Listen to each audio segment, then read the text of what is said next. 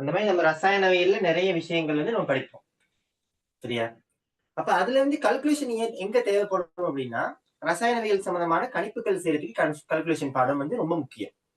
சரியா? கல்குலேஷன் வெறும் கணிப்புகள் மட்டும் நம்ம படிக்க மாட்டோம். வெறும் கணிப்புகள் மட்டும் இல்ல கல்குலேஷன்ங்கிற பாடம். சரியா? இதுல நிறைய விஷயங்கள் காணப்படுது. நீங்க பின்னுக்கு படிக்க போற அவ்வளவு பாடங்களுக்கு பேசிக் தான் இது. சரியா? இந்த ஜெனரல் கெமிஸ்ட்ரி யூனிட் 1, 2 ரெண்டையும் சேர்த்து நம்ம ஜெனரல் கெமிஸ்ட்ரின்னு சொல்லுவோம். சரியா? அது இந்த கல்குலேஷன் இதெல்லாம் பேசிக். இதெல்லாம் கண்டிப்பா தெரிஞ்சிருக்கணும். இது தெரிஞ்சிருந்தா தான் பின்னுக்குள்ள பாடங்கள் உங்களுக்கு விளங்கும். சரியா? ஓகேவா? இப்ப நீங்க ஜெனரல் படிச்சிருந்தா தான் இன்ஆர்கானிக் கொஞ்சம் கொஞ்சம் கிளியர் ஆகும். அந்த மாதிரி தான் கல்குலேஷன் தெரிஞ்சிருந்தா தான் பின்னுக்கு இந்த பிசிக்கல்ல நீங்க படிப்பீங்க. கேசஸ் படிப்பீங்க, தெர்மோ படிப்பீங்க. அதுக்கு பின்னுக்கு வர்ற பிசிக்கல் பாடத்துல அயன் சமநிலை, ரசாயன சமநிலை, அவத்தை சமநிலை, அப்புறம் கைனடிக்ஸ் அந்த மாதிரி நிறைய விஷயங்கள் வந்து நம்ம கல்குலேஷன் தான் யூஸ் பண்ணுவோம். அப்ப அந்த மாதிரி நிறைய விஷயங்களுக்கு இப்பயிலிருந்து நம்ம ப்ரிப்பேர் ஆகணும். ஓகேவா? இப்ப அதுக்கு தான் நம்ம இந்த கல்குலேஷனை தெளிவா படிக்கணும். கல்குலேஷன் தெளிவா இருந்துச்சுன்னா பின்னுக்குள்ள இந்த பிசிக்கல் கேரியரை நீங்க பயப்படாம செய்யலாம். ஓகேவா? ஏன்னா கெமிஸ்ட்ரியில வந்து 45 மார்க்ஸுக்கு பிசிக்கல் மட்டும் வரும். சரியா? 45 மார்க்ஸ்க்கு எது மட்டும் வரும்? பிசிக்கல் கேள்விகள் மட்டும் வரப்போகுது. இப்ப பிசிக்கலும் நமக்கு தெளிவா இருக்கணும்னா கல்குலேஷன் கொஞ்சம் தெளிவா இருக்கணும். ஓகேவா? 100க்கு 45 மார்க்ஸ் பிசிக்கல் மட்டும் வரும். தியரி பார்ட் இல்லாம பிசிக்கல் கேள்வி செய்யற பார்ட் மட்டும், கணக்கு செய்யற பார்ட் மட்டும் 45 மார்க்ஸ்க்கு வரும். 50, 100. அப்ப அதுக்கேற்ற மாதிரி நம்ம என்ன செய்யணும்? ரெடியாகி கொள்ளணும். அப்ப அதுக்கு நம்ம கல்குலேஷனை தெளிவா படிச்சிருக்கணும். ஓகே, நம்ம கல்குலேஷன் பார்ப்போம். கல்குலேஷன்ல வந்து முக்கியமான அந்த கல்குலேஷன் முக்கியமா அந்த பிரிவுகள் கொஞ்சம் இருக்கு. சரியா? கணிப்பீட்டு மட்டம் மாதிரி கொஞ்சம் முக்கியமான கல்குலேஷன் கொஞ்சம் முக்கியமான அடுத்தடுத்த பார்த்துட்டு போக வேண்டிய விஷயங்கள். சரியா? அதில் கொஞ்சம் நோட் பண்ணி கொள்வோம். சரியா? சும்மா ஒரு இன்ட்ரடக்ஷன் மாதிரி நம்ம நோட் பண்ணி கொள்வோம். ஃபர்ஸ்ட் நம்ம எதை பார்ப்போம்னா 3.1 எதை பார்ப்போம்னா ஒற்சியற்ற எண்ணை பத்தி பார்ப்போம். ஒற்சியற்ற எண். 3.2 எதுனா அசேதன சேர்வைகளின்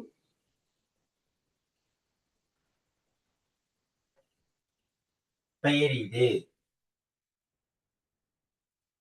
சரியா? 3.3ல வந்து எதுனா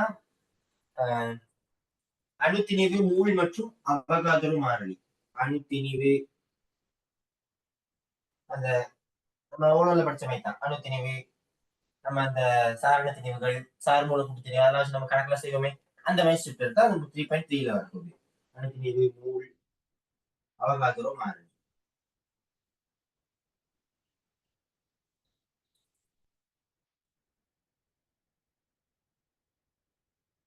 என்னன்னு பாத்தீங்கன்னா ரசாயனங்கள்ட்ட சூத்திர வகை, ரசாயன சூத்திரம்.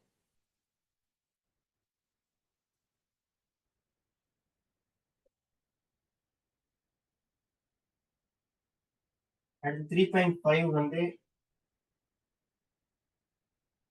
கலவையொன்றின் கூறு அமைப்பு.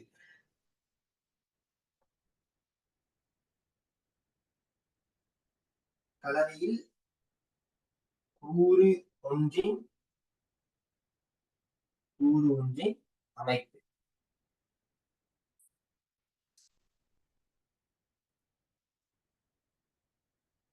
அப்புறம் ரசாயன தாக்கங்களை சமப்படுத்தல்.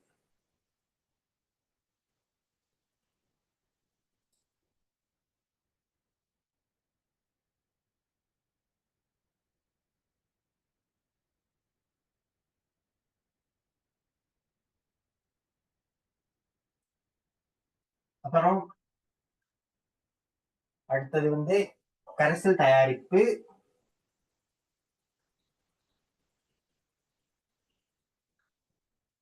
அப்புறம் கணித்தல். இதெல்லாம் சேர்ந்த மாதிரி கணக்குகள், இதெல்லாம் சேர்ந்த மாதிரி கணித்தல்கள்.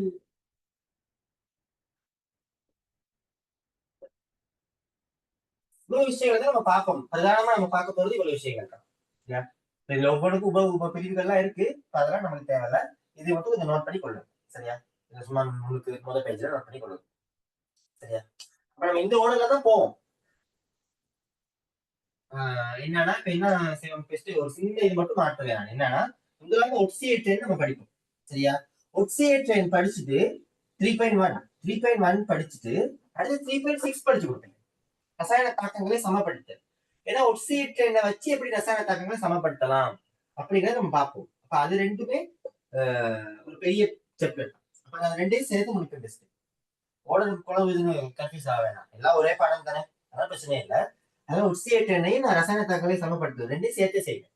சரியா? மற்றபடி எல்லாமே அதை ஓடர்ல வரப்போகுது. சரியா? அது அசேதன சேர்வையின் பெயரிடு அப்படின்னா என்னன்னா, இந்த இன்ஆர்கானிக் ஆர்கானிக் இல்லாம கார்பன் ஹைட்ரஜன் இருக்கிறதா ஆர்கானிக். சரியா? கார்பன் ஹைட்ரஜன் இருக்கிறதா ஆர்கானிக்.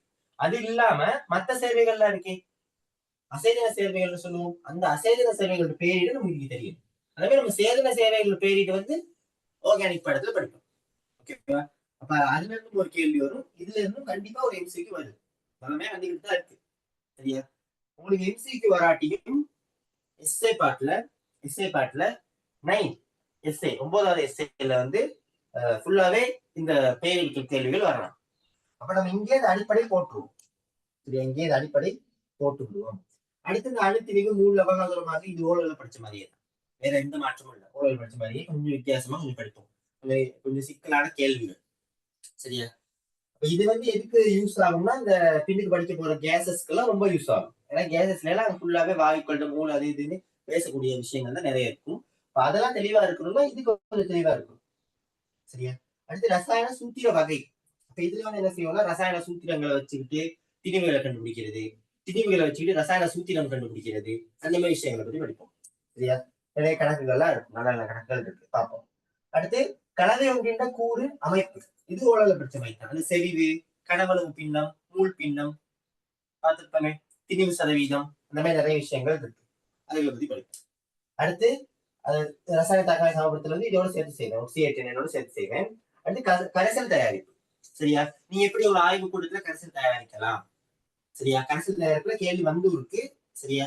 உங்களுக்கு ப்ராக்டிக்கலா நீங்க ஸ்கூல்ல செஞ்சு பார்க்க வாய்ப்பு இல்லாட்டியும் தெரிஞ்சிருக்கும், நம்ம பார்ப்போம். சரியா? அடுத்து கணித்தல்கள் எல்லாம் சேர்த்து வச்ச மாதிரி நம்ம கணக்குகள் பார்ப்போம். அப்ப நம்ம இதுக்கு பிறகு பார்ப்போம். நம்ம இந்த கணித்தல்களோட சேர்த்துட்டு இதோட சேர்த்துட்டு நான் என்ன செய்ய போறேன் அப்படின்னா, 2000 இருந்து 2024 இது வரைக்கும் இருக்க கல்குலேஷன் எம்சிக்கு ஃபுல்லா செய்யும். ஏன்னா ஒரு நல்ல டைம் ஒண்ணு இருக்கு, அதனால நீங்க 26 பேஜ் தானே, அதனால உங்களுக்கு நல்ல டைம் ஒண்ணு இருக்கு, நீ பயப்பட தேவை. நம்ம எல்லாமே மெதுவாக போவோம், அவ்வளவு அவசரம் கிடையாது, நம்ம மெதுவா போகலாம். சரி? ஏன்னா நீ இன்னொரு இடத்துல படிச்சுட்டு தானே இருக்கீங்க, இன்னொரு இடத்துல நீங்க படிக்கீங்க தானே, ஏதாச்சும் படிச்சுட்டு தானே இருக்கீங்க இன்னொரு இடத்துலயும் கெமிஸ்ட்ரி.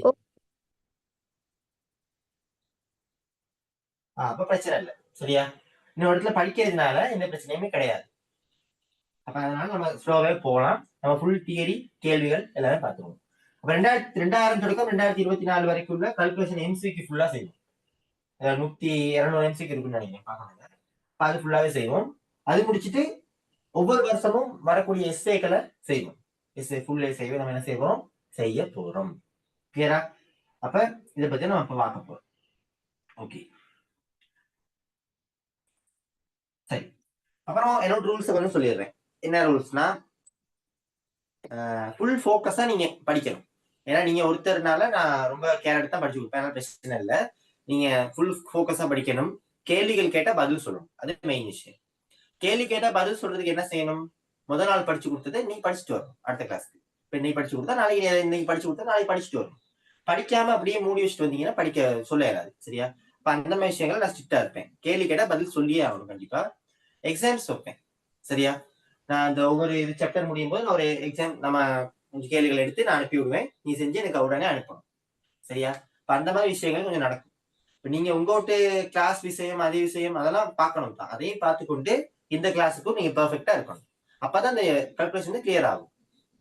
ஓகேவா? ரூல்ஸ்க்கெல்லாம் ஓகே தானே? ஓகே அண்ணா. எழுதிட்டீங்களா? ஓ அண்ணா எழுதிட்டேன்.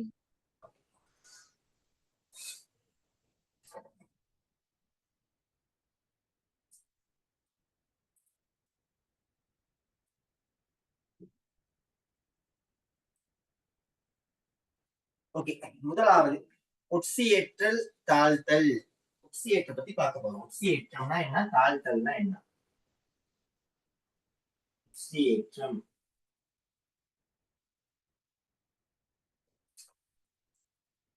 தாழ்த்தல்.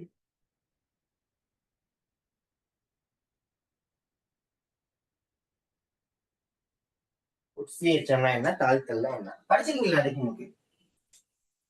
ஓ அண்ணா படிச்சிருக்கேன். இப்ப ஒரு சின்ன ஐடியா ஒண்ணு இருக்கு இத பத்தி. ஓ இருக்கு அண்ணா. ஓகே, பிரச்சனை இல்ல, நான் பேசிக்ல இருந்தே போவோம்.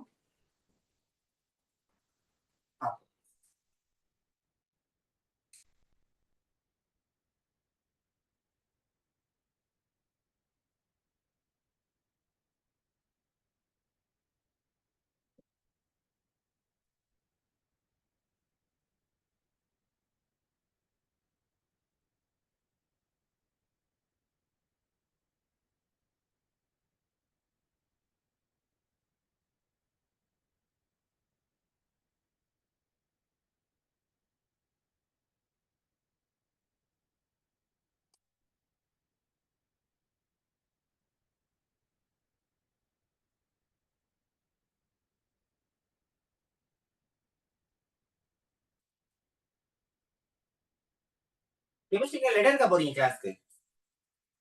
ஆமா அண்ணா.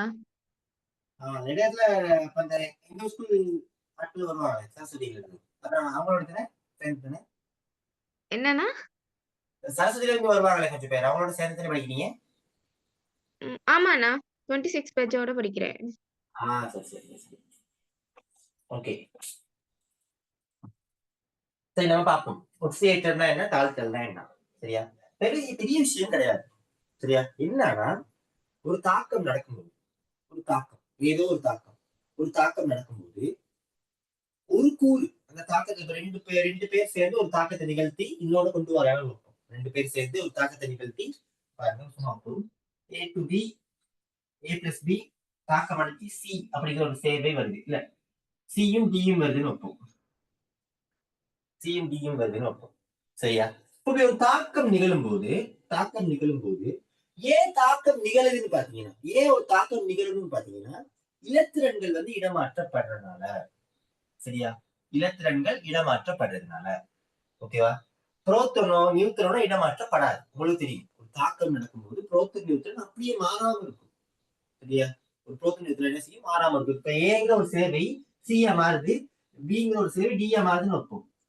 பி வந்து டியா மாறுது, ஏ வந்து சியா மாறுதுன்னு வைப்போம். இப்படி மாறினாலும் அவங்களுக்குள்ள இருக்க புரோத்தன் எண்ணிக்கை மாறாது. சரியா, பி வந்து டியா மாறாலும் புரோத்தன் நியூத்திரன் எண்ணிக்கையில மாறாது. எது மாறுது அப்படின்னு பாத்தீங்கன்னா இலத்திரன். இலத்திரன் மாற்றம் நிகழ்றதுனாலதான் தாக்கம் நடக்குது. ரசாயன தாக்கங்கள் நம்ம பாக்குற அவ்வளவு தாக்கமே இலத்திரன் மாற்றம் நிகழ்றது. சரியா, சரியா, இந்த புரோட்டான் நியூட்ரன் அதெல்லாம் மாறுற மாதிரி தாக்கம் எங்க நடக்கும்னா இந்த கருவுக்கு நடக்கிற தாக்கம், கருத்தாக்கம் நம்ம படிப்போம். சரியா, அணு உலைகள் நடக்கிற கருத்தாக்கங்கள் அந்த அளவு டீப்பா நம்ம படிக்க மாட்டோம். சரியா, ஒரு சின்ன விஷயம் தான், கருத்தாக்கம்னா என்ன எப்படி இருக்குங்கிறது மட்டும் உனக்கு தெரிஞ்சாலே போதும். சரியா, நீ ஜெனரல் கெமிஸ்ட்ரி சும்மா படிச்சிருப்பீங்க. சரியா, கருத்தாக்கம்ங்கிறது வந்து மூலகமே மாற்றம் அடையும். அதனால அதுல இருக்க புரோட்டான் நியூட்ரன் எண்ணிக்கையில சரி மாறும். சரியா, அந்த மாதிரிலாம் நம்ம பெருசா படிக்கிறது கிடையாது. நம்ம படிக்கிறதுல இலத்திரன் மாற்றம், இலத்திரன் மாற்றம். சரியா, அப்ப இலத்திரன் மாற்றம் எப்படி நடக்குது, இலத்திரன் மாற்றம் எப்படி நடக்குது அப்படின்னு பாத்தீங்கன்னா, ஒரு கூறு என்ன செய்வாருன்னா இலத்திரனை இழப்பாரு. ஒரு கூறு கண்டிப்பா ஒரு தாக்கம் நடக்குதுன்னா நீங்க பயப்படாம சொல்லணும், ஒரு கூறு கண்டிப்பா இலத்திரனை இழக்கும். பயப்படாம சொல்லணும், ஒரு கூறு, ஏதோ ஒரு கூறு, எந்த கூறு கரெக்டா சொல்ல முடியாது, ஒரு கூறு கண்டிப்பா இலத்திரனை இழக்கும். ஏயோ பியோ யாரோ இலத்திரன் சும்மா எடுக்கிற, ஏ வந்து இலத்திரனை இழக்கிறாருன்னு, ஏ வந்து இலத்திரனை இழந்து சியா மாறிட்டாரு. சரியா, ஏ வந்து இலத்திரனை இழந்து சியா மாறினதுக்கு பிறகு மிச்சமா இருக்கிறது பியும் இலத்திரன் தான். ஏன் ஏல இருந்து இலத்திரன் அது அப்படியே வச்சுக்கணும். சரியா, ஒரு இலத்திரன் வந்து தனியா இருக்குமா ஒரு கரைசல்ல? இருக்காது. இப்ப நீ ஒரு கரைசல்ல சும்மா தண்ணி இது மெக்னீசியம் போடுறீங்க, H2O அப்புறம் மெக்னீசியம் ரெண்டும் இருக்கு, தண்ணியில மெக்னீசியம் தூள போடுறீங்க. இப்ப இதுல வந்து இலத்திரன் வந்து மெக்னீசியத்துல கரண்ட் வந்துருச்சுன்னு, கரண்ட் வந்து எங்க இருக்கும், தண்ணீர். எப்படி தண்ணியில இருக்குமா இலத்திரன்? இருக்காது. தண்ணியில இலத்திரன் தனியா இருக்காது. சரி, இலத்திரன் அப்படி இருக்கவும் இல்ல. ஆகவே என்ன செய்யும், இலத்திரன் வந்து யாருக்காவது போவதான் பார்ப்பாரு, யாருக்காவது போவதான் பார்ப்பாரு. சரியா, ஏ அப்படிங்கிறவர் என்ன செய்யறது, இலத்திரனை இழக்கிறவர். ஏ அப்படிங்கிறவர் இலத்திரனை இழக்கிறவர். அப்ப அவர்களுக்கே திருப்பி போவேலுமா? ஏல. அப்ப யாருக்குள்ள போகலாம், மிச்சம் இருக்கிறது யாரு, பி மாத்திரம் தான் இருக்கு. ஏன்னா ஏ வந்து இலத்திரனில இருந்து சியா மாறிட்டாரு, மிச்சம் இருக்கிறது பியும் இலத்திரன் தான். இலத்திரன் சும்மா இருப்பாரா? இல்ல, யாருக்குள்ளாவது போகத்தான் பார்ப்பாரு. அப்ப பி உள்ளுக்கு என்ன செய்வாரு? இலத்திரன் போவாரு. அப்ப ஒரு கூறு இலத்திரனை இழக்க இன்னொரு கூறு இலத்திரனை ஏற்கும். இது உண்மை. ஒரு தாக்கம் நடக்குதுன்னா நீங்க பயப்படாம சொல்லலாம். ஒரு கூறு இலத்திரனை இழக்குது, ஒரு கூறு இலத்திரனை ஏற்குது. ஒரு கூறு இலத்திரனை இழக்குது, ஒரு கூறு இலத்திரனை ஏற்குது அப்படின்னு நீங்க பயப்படாம சொல்ல முடியும். சரியா? அப்ப இங்க ஏங்கிறவர் இலத்திரனை இழக்கிறவர், பிங்கிறவர் இலத்திரனை ஏற்கிறவர். பிங்கிற இலத்திரனை ஏற்கிறவர், ஏற்று டியா மாறாரு. ஏ இலத்திரனை இழந்து சியா மாறாரு. சரியா? இதான் நம்ம உட்சியேற்றம் தாழ்த்தல் அப்படின்னு சொல்லுவோம். சரியா? அப்ப ஒரு கூறு ஒரு தாக்கம் நடக்கும்போது இலத்திரன் இழக்கிறவர், இலத்திரன் இலத்திரன் இழப்பது, இழப்பவர், இழப்பவர் அவர்தான் யாரு? ஒட்சியேற்றம் அடைபவர். அப்ப இலத்திரனை இழக்கிறது அப்படின்னு சொல்றதுக்கு பதிலா ஒட்சியேற்றம் அடைகிறாரு அப்படின்னு சொல்றோம். அப்ப ஏதான் இங்க என்னது? ஒட்சியேற்றம் அடையும் கூறு. இவர்தான் என்னது? ஒட்சியேற்றம் அடைகிறாரு. ஒட்சியேற்றம் இலத்திரன் இழப்பவர். சரியா? அடுத்து இலத்திரன் ஏற்பவர். அவர் யார்? நம்ம பி. அவர் தான் இங்க என்னவா இருக்கும்? அப்ப தாழ்த்தலா இருக்கும். அப்ப இலத்திரனை இழந்தா ஒட்சியேற்றம், இலத்திரனை ஏற்றால் தாழ்த்தல். இலத்திரனை இழந்தா ஒட்சியேற்றம், இலத்திரனை ஏற்றால் தாழ்த்தல். இது கிளியரா இருக்கு. சரியா? அப்ப ஒரு தாக்கத்துல ஒட்சியேற்றம் நடந்தா கண்டிப்பா என்ன நடக்கும்? தாழ்த்தலும் நடக்கும். சரியா? வெறும் ஒட்சியேற்றம் மட்டும் ஒரு தாக்கத்துல நிகழாது. ஒரு பூரணமான தாக்கத்துல ஒட்சியேற்றம் மட்டும் நிகழாது. அதே மாதிரி தாழ்த்தல் மட்டும் நிகழாது. அதாவது என்ன? இலத்திரனை மட்டும் இழக்க மாட்டாங்க, இலத்திரனை மட்டும் ஏற்கவும் மாட்டாங்க. ரெண்டுமே நிகழும். ஒருத்தர் இலத்திரனை இழந்தா இன்னொருத்தர் இலத்திரனை ஏற்பார். அதாவது ஒட்சியேற்றம் நிகழும், தாழ்த்தலும் நிகழும். சரியா? ஒட்சியேற்றம் நிகழும், தாழ்த்தலும் நிகழ போகும். தாழ்த்தலும் நிகழ போகும். ஓகே. இப்ப நம்ம பெஸ்ட் ஒட்சியேற்றம் தலைப்போடுங்க. ஒட்சியேற்றத்தால தலைப்போட்டிருப்பீங்க. பெஸ்ட் தலைப்போடுங்க ஒட்சியேற்றம். தலைப்போடுங்க ஒட்சியேற்றம்.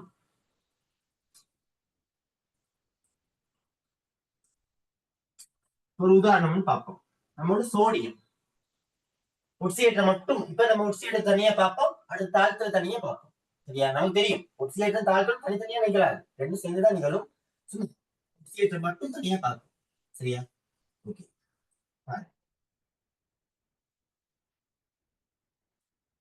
நம்மளோட சோடியம், நம்மளுடைய சோடியம். ஓகே. இப்ப சோடியம் என்ன செய்வாருன்னா, சோடியம் பாருங்க, உங்களுக்கு தெரியும் சோடியத்துக்கு இலத்திரனை ஏற்கிற இயல்பு இருக்கா, இலத்திரனை இழக்கிற இயல்பு இருக்கா? சொல்லுங்க. இலத்திரனை இழக்கிற இயல்பு. இலத்திரனை இழக்கிற இயல்பு நீங்க படிச்சிருக்கீங்க, முதலாம் கூட்டம் மூலதனம். ஆகவே இது இலத்திரனை இழக்கும். சரியா? அப்ப இவர் உங்களுக்கு தெரியும் வலுவல் ஒண்ணு. ஆகவே இவர் ஒரு இலத்திரனை தான் இழப்பாரு. ஒரு இலத்திரனை இழந்தா என்ன மாறுவார் இவரு? ஒரு இலத்திரனை இழந்தா என்ன மாறுவாரு? எண்ணே பிளஸ் ஆக மாறுவாரு. எண்ணே பிளஸ் ஆக மாறுவார். சரியா? இதுதான் என்னது? ஒட்சியேற்றம். சரியா? ஒட்சியேற்றம். இதை எப்படி எழுதலாம்? இப்படி எழுதலாம். எண்ணே பிளஸ் இந்த மைனஸ் இலத்திரன், அதாவது இங்க கழிப்படுற கூறு இங்கிட்டு வந்து என்ன செய்யும்? கூட்டுப்படும். அப்ப சக இலத்திரன் அப்படின்னு போட்டு எழுதலாம். இதுவும் இருக்கு, இப்படியும் எழுதலாம். சரியா? அப்ப இப்படியோ இல்லாட்டி இப்படியோ இருந்தா அதை நம்ம என்ன சொல்லுவோம்? ஒட்சியேற்றம். இலத்திரன் இழந்து இருக்கு, இங்கே இலத்திரன் இழந்து இருக்கு. இது வேற, இது வேறையா? இல்ல, ஒண்ணே என்ன செஞ்சிருக்கேன்? இந்த மைனஸ் இலத்திரனை இங்க கொண்டு வந்து கூட்டி எழுதிருக்கேன். அவ்வளவுதான். இங்கிட்ட வந்தா கூட்டி தானே, சமன்பாடு இங்கிட்டு வந்தா கூட்டல் தானே, கழித்தெல்லாம் இங்கிட்டு கூட்டல், பெருக்கெல்லாம் பிரித்தல், அந்த மாதிரி. சரியா? அப்ப இது ரெண்டுமே ஒரே இதுதான். ஓகேவா? அப்ப இதுதான் ஒட்சியேற்றம். சரி, அப்ப எழுதுங்க. ஒட்சியேற்றத்துக்கு எழுதி கொள்ளுங்க. ஒரு பதார்த்தம் ஒரு பதார்த்தம் ஒரு பதார்த்தம் ஒரு பதார்த்தம் ஒரு பதார்த்தம் இலத்திரனை இழத்தல் ஒட்சியேற்றம் எனப்படும். ஒரு பதார்த்தம் இலத்திரனை இழத்தல் ஒட்சியேற்றம் எனப்படும். இது எழுதி கொள்ளுங்க. இந்த ரெண்டு சமன்பாடு எழுதி கொள்ளுங்க. எக்ஸாம்பிள் இது ரெண்டு எழுதலாம், ரெண்டு மாதிரி எழுத முடியும். ஒண்ணு இப்படி, சோடியம் இலத்திரனை இழந்து எண்ணெய் பிளஸா மாறுது. அப்ப இல்லாட்டி சோடியம் எண்ணெய் பிளஸா மாறுது, ஒரு இலத்திரன் வெளியே வருது. இது ரெண்டுமே என்னது? ஒட்சியேற்றத்துக்குரிய ஒரு சமன்பாடுதான். சரியா? ஒட்சியேற்றத்துக்குரிய ஒரு சமன்பாடுதான். இது ஒரு முழுமையான தாக்கமா? சொல்லுங்க பாப்போம். இது ஒரு முழுமையான தாக்கமா? ஆமாண்ணா. இல்ல, இது முழுமையான தாக்கம் இல்ல. நான் சொன்னேன் ஒரு முழுமையான தாக்கமா இருந்தா ஒட்சியேற்றம் நடக்கணும், தாழ்த்தல் நடக்கணும். இங்க என்ன நடந்திருக்கு? வெறும் ஒட்சியேற்றம் மட்டும் தான் நடந்திருக்கு. அப்ப இது முழுமையான தாக்கம் கிடையாது. சரியா? இது ஒரு அரைவாசி தாக்கம். அதை நம்ம என்ன சொல்லுவோம்னா அயன் ஒண்ணு இருக்கு தானே, அயன் இருக்கு தானே. ஆகவே அரைவாசியில அயன் இருக்கு. ஆகவே இதுக்கு நம்ம வழங்குற பேர் என்னன்னா அரை அயன் தாக்கம். இந்த மாதிரி ஒரு தாக்கத்துக்கு நம்ம வழங்குற பேர் என்ன? இது முழு தாக்கம் கிடையாது, அரை அயன் தாக்கம். சரியா? இப்ப இதுதான் என்னது? அரை அயன் தாக்கம். இது அரை அயன் தாக்கம் தான், இது அரை அயன் தாக்கம் தான். ரெண்டுமே அரை அயன் தாக்கம். அரை அயன் தாக்கம். ஓகேவா? அதை நம்ம படிப்போம், சும்மா சொன்னேன். சரியா? அப்ப இது அரை அயன் தாக்கம். அதாவது ஒட்சியேற்றத்தில் நடக்கிற அரை அயன் தாக்கம் தானே. அதாவது இது விசேஷமான இன்னொரு பேர் இருக்கு, ஒட்சியேற்றல் அரை அயன் தாக்கம். ஒட்சியேற்றல் அரை அயன் தாக்கம். ஓகேவா? அதுமே நம்ம சொல்லுவோம். ஓகே. அப்ப எழுதுங்க, அடுத்து கீழே எழுதுங்க, எழுதிட்டு கீழே எழுதுங்க. இங்கு எண்ணெய் ஆனது இலத்திரனை இழக்கிறது. இங்கு எண்ணெய் ஆனது இலத்திரனை இழக்கிறது. இங்கு எண்ணெய் ஆனது சோடியம் ஆனது இலத்திரனை இழக்கிறது. இலத்திரனை இழக்கிறது. எனவே அது ஒட்சியேற்றம் அடைகிறது. அப்ப இங்க ஒட்சியேற்றம் அடைகிறது யாரு? நம்மளுடைய சோடியம். சோடியம் பிளஸ் சொல்லக்கூடாது, இது ஒட்சியேற்றம் அடைகிறதுனால வர்ற விளைவு. ஒட்சியேற்றம் அடைகிறது யாரு? யாருல இருந்து எலக்ட்ரான் போகுது? சோடியத்துல இருந்து. அப்ப அவர் தான் என்னது? ஒட்சியேற்றம் அடைபவர். அவர் தான் யாரு? ஒட்சியேற்றம் அடைபவர். அது தெளிவா இருக்கணும். அப்ப ஒரு கூரை தந்துட்டு, ஒரு தாக்கம் தந்துட்டு, யார் ஒட்சியேற்றம் அடைகிறா, யார் தாழ்த்தல் அடைகிறா நீங்க கண்டுபிடிப்பீங்க பெறலாம். அதெல்லாம் இருக்கு, அதெல்லாம் தெளிவா இருக்கணும்.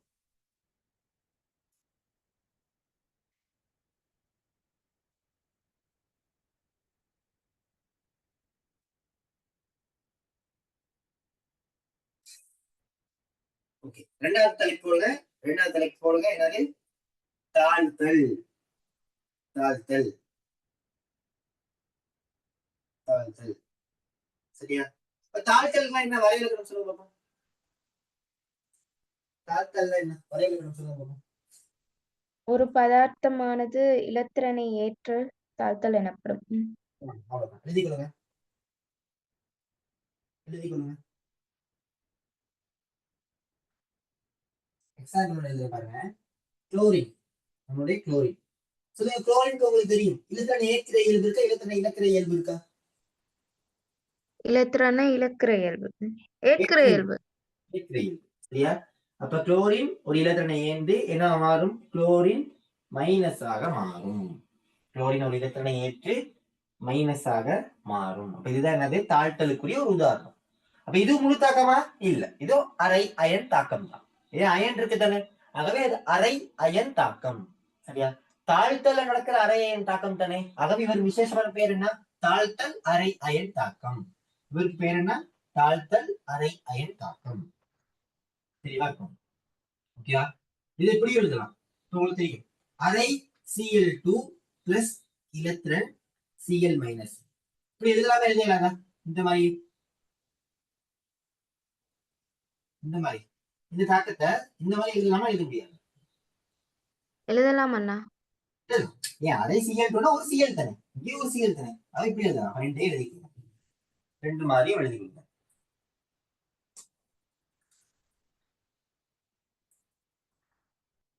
அப்ப எழுதுவோம். கீழே எழுதுங்க, எழுதிட்டு எழுதிட்டு கீழே எழுதுங்க. இங்கு இங்கு Cl ஆனது, இங்கு Cl ஆனது, இங்கு Cl ஆனது, Cl ஆனது இலத்திரனை ஏற்கிறது. இங்கு Cl ஆனது இலத்திரனை ஏற்கிறது. இங்கு Cl ஆனது இலத்திரனை ஏற்கிறது. இலத்திரனை ஏற்கிறது. எனவே அது எனவே அது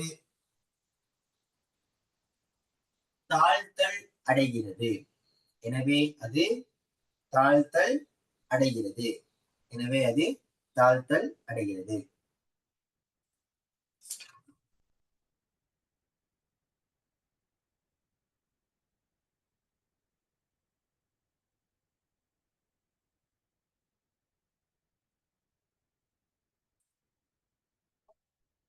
ஓகேவா? அடுத்து நோட் எழுதி கொள்ளுங்க, நோட் போட்டு எழுதி கொள்ளுங்க. முக்கியமான நோட் ஒண்ணு. ஒரு ரசாயன தாக்கத்தில்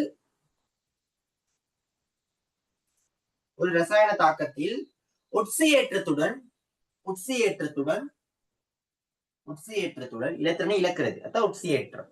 ஒட்சியேற்றத்துடன்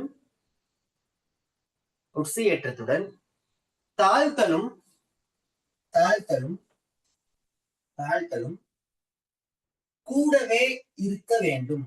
ஒரு ரசாயன தாக்கத்தில் ஒட்சியேற்றத்துடன் தாழ்த்தலும் கூடவே இருக்க வேண்டும். ரெண்டுமே நிகழும். ஒரு தாக்கம்னா ஒட்சியேற்றம் நிகழும், தாழ்த்தலும் நிகழும். ஒட்சியேற்றத்துடன் தாழ்த்தலும் கூடவே இருக்க வேண்டும். கூடவே இருக்க வேண்டும். காரணம் காரணம் காரணம் என்ன காரணமா இருக்கும் சொல்லுங்க.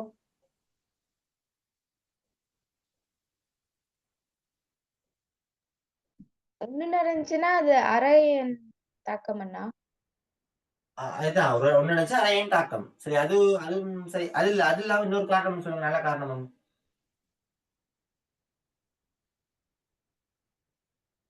என்னன்னா ஒருத்தர் இலத்திரனை இழந்துருவாரு.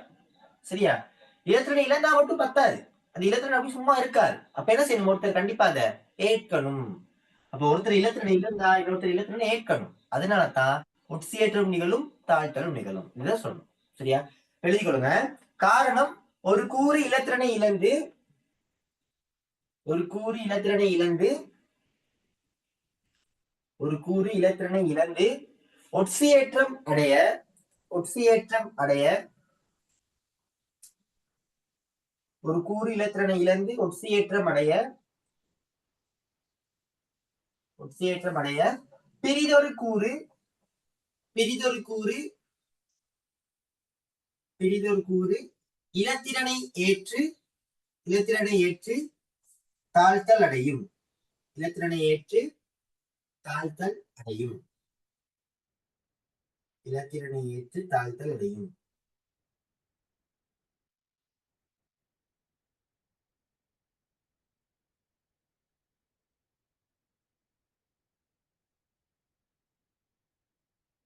இலத்திரனை ஏற்று தாழ்த்தல் அடையும். ஓகே, சரி. அப்ப நம்ம ஒட்சியேற்றம் பார்த்துட்டோம், தாழ்த்தல் பார்த்துட்டோம். அடுத்த தலைப்போடுங்க, ஒட்சியேற்றும் கருவி. அடுத்த தலைப்பு ஒட்சியேற்றும் கருவி. அடுத்த தலைப்பு ஒட்சியேற்றும் கருவி. ஒட்சியேற்றும் கருவி. இன்னும் அதே பக்கத்துல அழகுன்னு போட்டு எழுதி கொள்ளுங்க. ஒட்சியேற்றும் கருவி,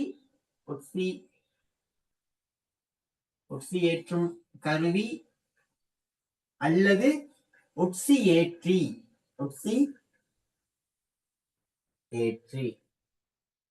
ஒட்சியேற்றும் கருவி அல்லது ஒட்சியேற்றி. நோட் பண்ணி கொள்ளுங்க, தலைப்பு போடுங்க.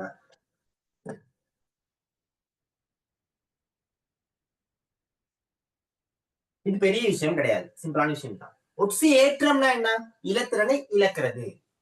சரியா? அப்ப ஒட்சியேற்றும் கருவினா என்னன்னா, இப்ப உங்களுக்கு தெரியும், ஒரு தாக்கம் நடக்குதுன்னா ஒட்சியேற்றம் நடக்கணும், தாழ்த்தல் நடக்கணும். சரியா? அப்ப ஒட்சியேற்றம் நடைபெறதுக்கு இலத்திரனை இழக்கணும் அப்படின்னா, ஒருத்தர் இலத்திரனை இழக்கணும் அப்படின்னா கண்டிப்பா எப்படி இன்னொருத்தர் இருக்கணும்? இலத்திரனை ஏற்கிற மாதிரி இருக்கணும். ஒருத்தர் இலத்திரனை இழக்கிற மாதிரி இருந்தா இன்னொருத்தர் இலத்திரனை ஏற்கிற மாதிரி இருக்கணும். சரியா? இலத்திரனை இழக்கிறது, அதாவது ஒட்சியேற்றம் அடைகிறது யார் ஊக்குவிக்க போறாப்ப? தாழ்த்தல் அடைகிறத என்ன செய்வாரு? ஊக்குவிப்பாரு. அதாவது ஒட்சியேற்றம் அடைகிறதை யார் வலுப்படுத்தணும்? தாழ்த்தல் அடைகிறவர். காரணம் என்ன? ஏன் இவர் இலத்திரனை இழந்தா இவர் வாங்கணும். இவர் டக்கு டக்குன்னு இலத்திரனை இழக்கிறான்னு இப்ப சும்மா அப்பவும் ஒரு சோடியம் குளோரைட் உருவாக்கும். ஒரு தாக்கம் பாருங்க, சோடியம் பிளஸ் அரை Cl2 சேர்ந்து சோடியம் குளோரைட் உருவாகுது. அப்ப உங்களுக்கு தெரியும், இதுல சோடியம் ஒட்சியேற்றம் அடைவாரு, குளோரின் தாழ்த்தல் அடைவார். சரியா? சோடியம் ஒட்சியேற்றம் அடைஞ்சிருக்காரு, குளோரின் தாழ்த்தல் அடைவார். ஓகேவா? அப்ப இப்போ ஒரே ஒரு சோடியம் அணு என்ன செய்யுது? சோடியம் பிளஸ்ஸா மாறி இப்படி மாறிச்சுன்னு இருக்கும். NaCl என்ன இது எப்படி இருக்கும்?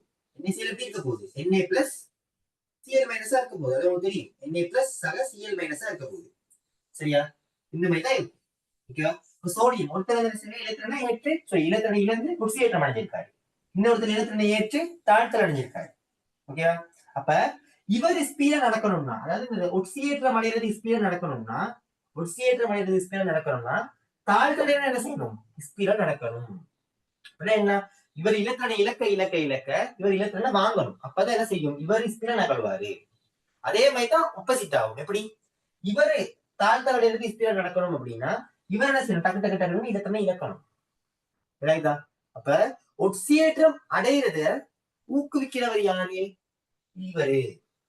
ஏன் இவர் என்ன செய்ய? தாழ்த்தல் அடைவர். இவர் டக்கு டக்கு டக்கு தாழ்த்தல் அடைஞ்சாதான் இவர் டக்கு டக்கு டக்குன்னு ஒட்சியேற்றம் அடைவார். சரியா? அப்போ ஒட்சியேற்றம் அடைகிற கூறு வந்து சோடியம். சோடியம் தான் ஒட்சியேற்றம் அடைகிற கூறு. அதை ஊக்குவிக்கிறது யாரு? தாழ்த்தல் அடையும் கூறு. சரியா? அப்ப இவர் தான் செய்யறாரு, இவர் ஊக்குவிக்கிறாரு.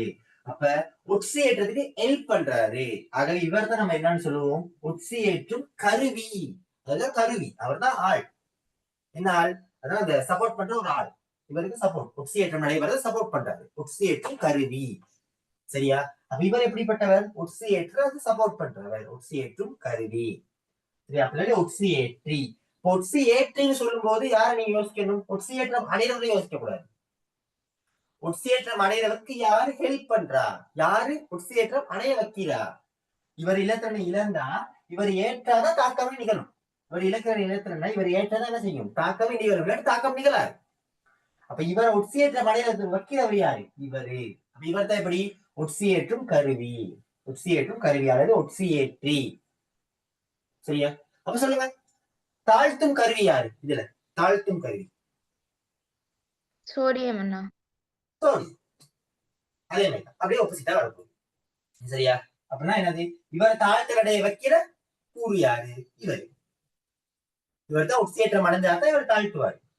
ஏன்? இவர் இல்லைன்னா அவர் ஏற்பார். இவர் எப்படிப்பட்டவர்? தாழ்த்தும் கருவி. அப்படி தாழ்த்தி. ஓகேவா? அப்ப இது கீழே எழுதி கொள்ளுங்க. ஒட்சியேற்றும் கருவிக்கு கீழே எழுதி கொள்ளுங்க. ரசாயன தாக்கம் ஒன்றில்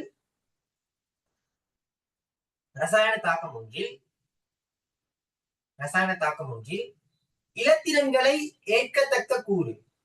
ரசாயன தாக்கம் ஒன்றில் இலத்திரன்களை ஏற்கத்தக்க கூறு, ஏற்கும் கூறு. அதாவது இலத்திரனை யாரு வாங்குறா? இலத்திரனை இவர் தான் வாங்குறாரு. இவர் தான் எப்படி? ஒட்சியேற்றும் கருவி. ரசாயன தாக்கம் ஒன்றில் இலத்திரன்களை ஏற்கத்தக்க கூறுகள் ஒட்சியேற்றும் கருவிகள். ரசாயன தாக்கம் ஒன்றில் இலத்திரன்களை ஏற்கத்தக்க கூறுகள் ஒட்சியேற்றும் கருவிகள்.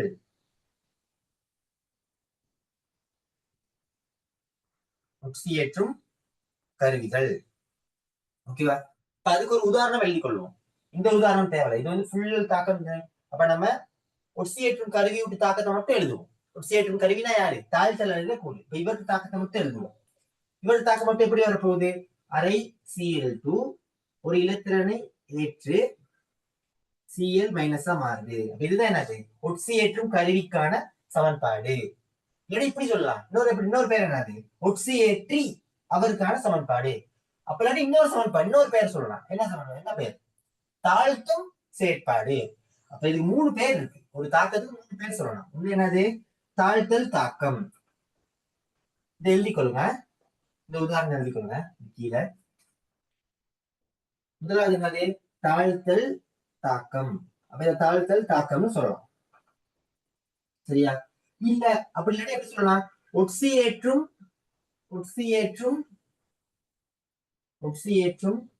கருவி தாக்கம். ஒட்சியேற்றும் கருவி விட்டு தாக்கம்.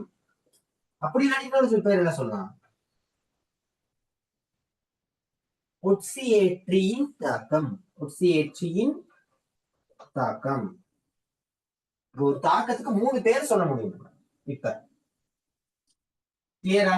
இந்த சமன்பாடு எழுதிட்டு பிரக்கெட்ல போட்டுக்கொள்ளுங்க. ஒரு தாக்கத்தை 3 பேர் சொல்லலாம். தாழ்த்தல் தாக்கம், ஒட்சியேற்றும் கருவி தாக்கம், ஒட்சியேற்றியின் தாக்கம். சரியா? அப்ப அது கிளியரா இருக்கணும். ஒட்சியேற்றும் கருவினா வேற, ஒட்சியேற்றம்னா வேற. ஒட்சியேற்றம்னா இலத்திரனை இழப்பது. ஒட்சியேற்றும் கருவினா இலத்திரனை இழப்பவருக்கு ஹெல்ப் பண்றது. இலத்திரனை இலக்க வைக்கிறார். யார் இலக்க வைக்கிறா? இவர் தான். இவர் இலத்திரனை இலக்க வைக்கிறார். ஏன்? இவர் இலத்திரனை ஏற்றாதான் அவர் இலத்திரனை இழப்பார். அப்ப இலத்திரனை இலக்க வைக்கிறவர் Cl2. அதாவது அவர்தான் எப்படி? ஒட்சியேற்றும் கருவி. ஓகே, உங்களுக்கு கிளியரா விளங்கிருக்கும்னு நினைக்கிறேன். இதை பிரக்கெட்ல போட்டுக்கொள்ளுங்க. கீழே எழுதுங்க, இதை போட்டு எழுதுங்க, போட்டு எழுதுங்க கீழே. Cl2 ஒரு ஒட்சியேற்றும் கருவி ஆகும். Cl2 Cl2 எப்படி ஒரு ஒட்சியேற்றும் கருவி ஆகும். Cl2 ஒரு ஒட்சியேற்றும் கருவி ஆகும்.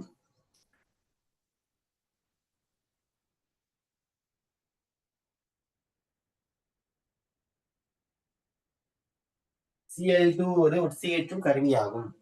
அடுத்த பாயிண்ட் எழுதுங்க. அடுத்தது எழுதுங்க. ரசாயன தாக்கம் ஒன்றில்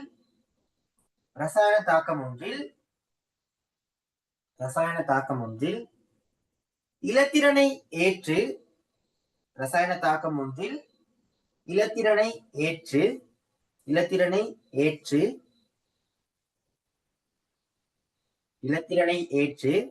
தாழ்த்தல் அடையும் கூறுகள்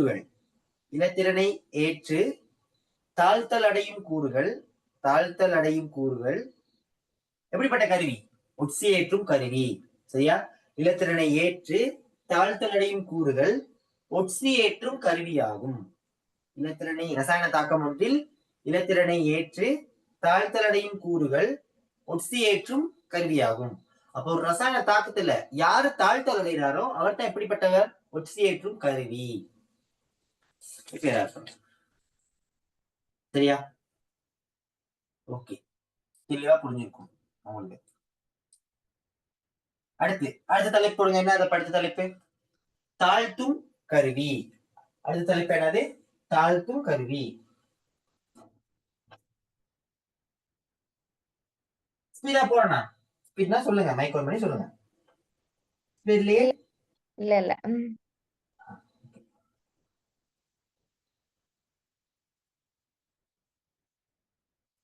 அடுத்து போடுவது தாழ்த்தும் கருவிகள்.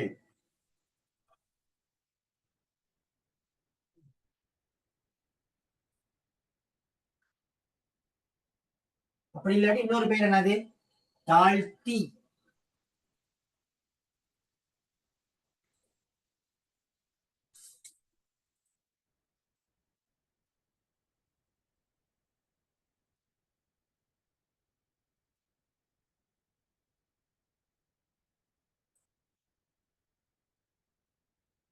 அப்ப இவருக்கு எப்படி வரப்போகுது வரை இலக்கணம்?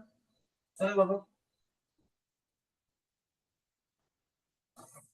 ஒரு ரசாயன தாக்கம் ஒன்றில் இலத்திரன்களை இழக்கும் கூறுகள் தாழ்த்தும் கருவிகள் எனப்படும். எழுதிக்கொள்ளுங்க. அது அப்படியே எழுதிக்கொள்ளுங்க. ரசாயன தாக்கம் ஒன்றில் இலத்திரன்களை இழக்கத்தக்க கூறுகள் தாழ்த்தும் கருவிகள்.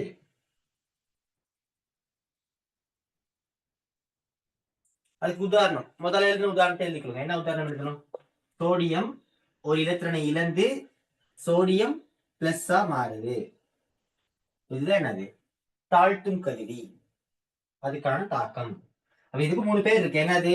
ஒண்ணு ஒட்சியேற்றல் தாக்கம், ஒட்சியேற்றம், இன்னொன்னு தாழ்த்தும் கருவி தாக்கம். தாழ்த்தும் கருவி. அடுத்து தாழ்த்தி. இந்த மாதிரி 3 பெயர் கொண்டு அழைக்கலாம். தாழ்த்தி.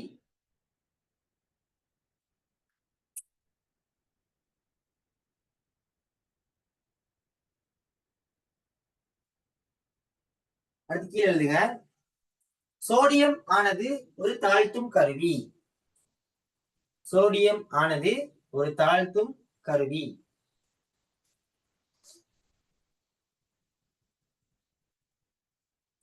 சோடியம் ஆனது ஒரு தாழ்த்தும் கருவி. சோடியமானது ஒரு தாழ்த்தும் கருவி. அடுத்து எழுதுங்க. ரசாயன தாக்கங்களில் அடுத்த பாயிண்ட் எழுதுங்க. ரசாயன தாக்கங்களில்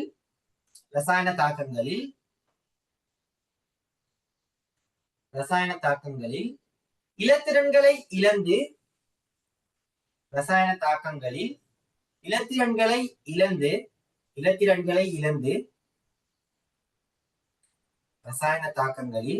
இலத்திரன்களை இழந்து ஒட்சியேற்றம் அடையும் கூறுகள் தாழ்த்தும் கருவிகள் ஆகும். ரசாயன தாக்கம் ஒன்றில் இலத்திரன்களை இழந்து ஒட்சியேற்றம் அடையும் கூறுகள்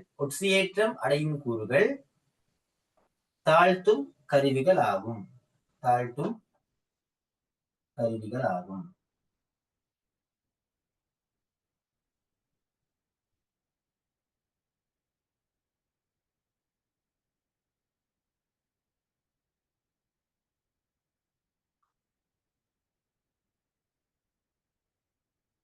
சரி, ஒரு கேள்வி எழுதுங்க. கேள்வி ஒண்ணு, கொஸ்டின் நம்பர் 1.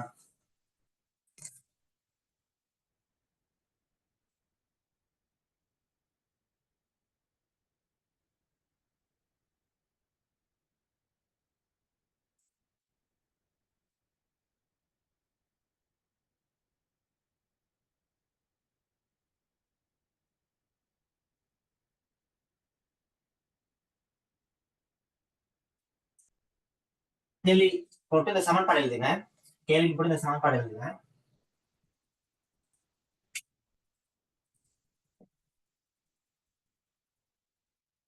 கேள்வி போட்டு இந்த சமன்பாடு எழுதுங்க. சரியா? இதுல முதலாவது கேள்வி, இந்த முதலாவது கேள்வியில முதலாவது கேள்வி எழுதுங்க. முதலாவது கேள்வி என்னன்னா, ஒட்சியேற்றம் அடையும் கூறு. இந்த சமன்பாட்டுல ஒட்சியேற்றம் அடையும் கூறு. முதலாவது கேள்வி ஒட்சியேற்றம் அடையும் கூறு.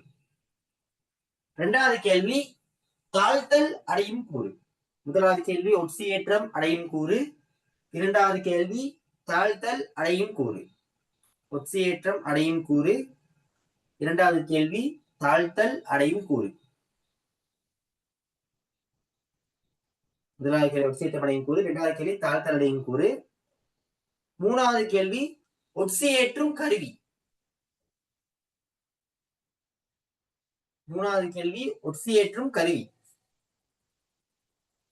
ஒட்சியேற்றும் கருவி. நாலாவது கேள்வி தாழ்த்தும் கருவி என்பவற்றை தருக. முதலாவது ஒட்சியேற்றம் அடையும் கூறு, இரண்டாவது தாழ்த்தல் அடையும் கூறு, மூணாவது ஒட்சியேற்றும் கருவி, நாலாவது தாழ்த்தும் கருவி ஆகியவற்றை தருக.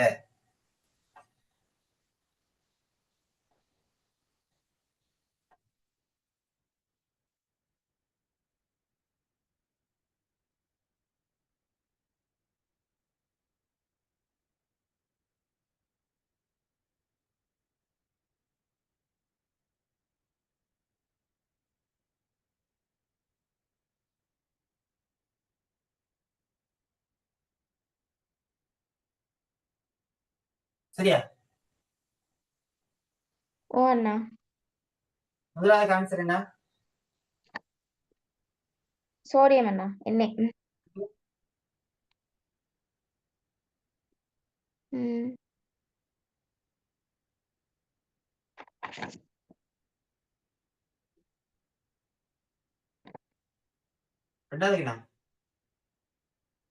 ரெண்டாவதுக்கு தானே சோடியம்? இல்லையே. ஒட்சியேற்றம் அடையும் கூறு முதலாவது அத்தனை கேட்ட கேள்வி. ஒட்சியேற்றம் அடையும் கூறு எது? இதுல சோடியம் தானே. ஓ அண்ணா. அப்ப அவர் தானே முதலாவது கேள்வி ஆன்சர். மாத்தி சொல்றேன். ஆமா அண்ணா, முதலாவது கரெக்ட் ஆன்சர். ஏன் மாத்தி சொல்றீங்க? இரண்டாவது கேள்விக்கு அப்ப Cl2 அண்ணா. மூணாவது கேள்விக்கு Cl2. நாலாவது கேள்விக்கு எண்ணெய்.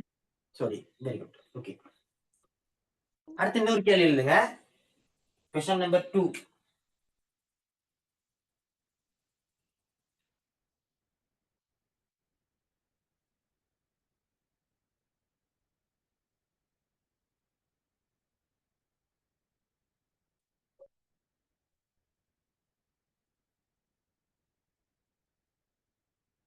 சரியா? இதுல இவரு நம்முடைய இரும்பு ஒக்சைடு, அவர் தாழ்த்தல் அடைவர். தாழ்த்தல் அடைகிறாரு. சும்மா சொல்றேன், உங்களுக்கு தெரியாதுன்னா சொல்றேன். இவர் தாழ்த்தல் அடைவாரு, இவர் ஒட்சியேற்றம் அடைவாரு. இவர் தாழ்த்தல் அடைவாரு, இவர் ஒட்சியேற்றம் அடைவாரு. இவர் தாழ்த்தல் அடைவார், இவர் ஒட்சியேற்றம் அடைவார். சரியா? இந்த சமன்பாடு எழுதிட்டு முதல்ல எழுதின அதே கேள்விதான். இந்த சமன்பாடு எழுதி கொள்ளுங்க. முதல்ல எழுதுனா அதே கேள்வி தான். அதை நாளைக்கு திருப்பி எழுதி ஆன்சரை எழுத போகும். முதல்ல எழுதுன அதே 4 கேள்விகள் தான்.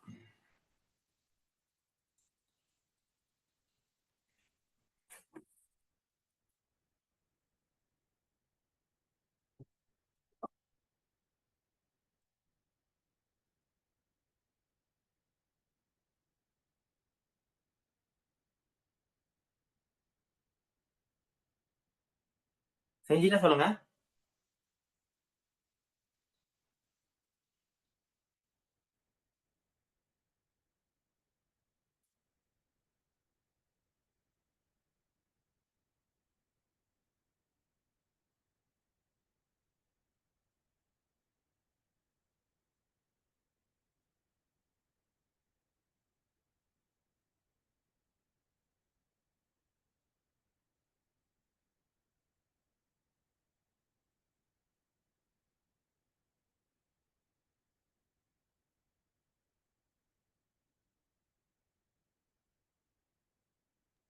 ஓகே அண்ணா, எழுதிட்டேன்.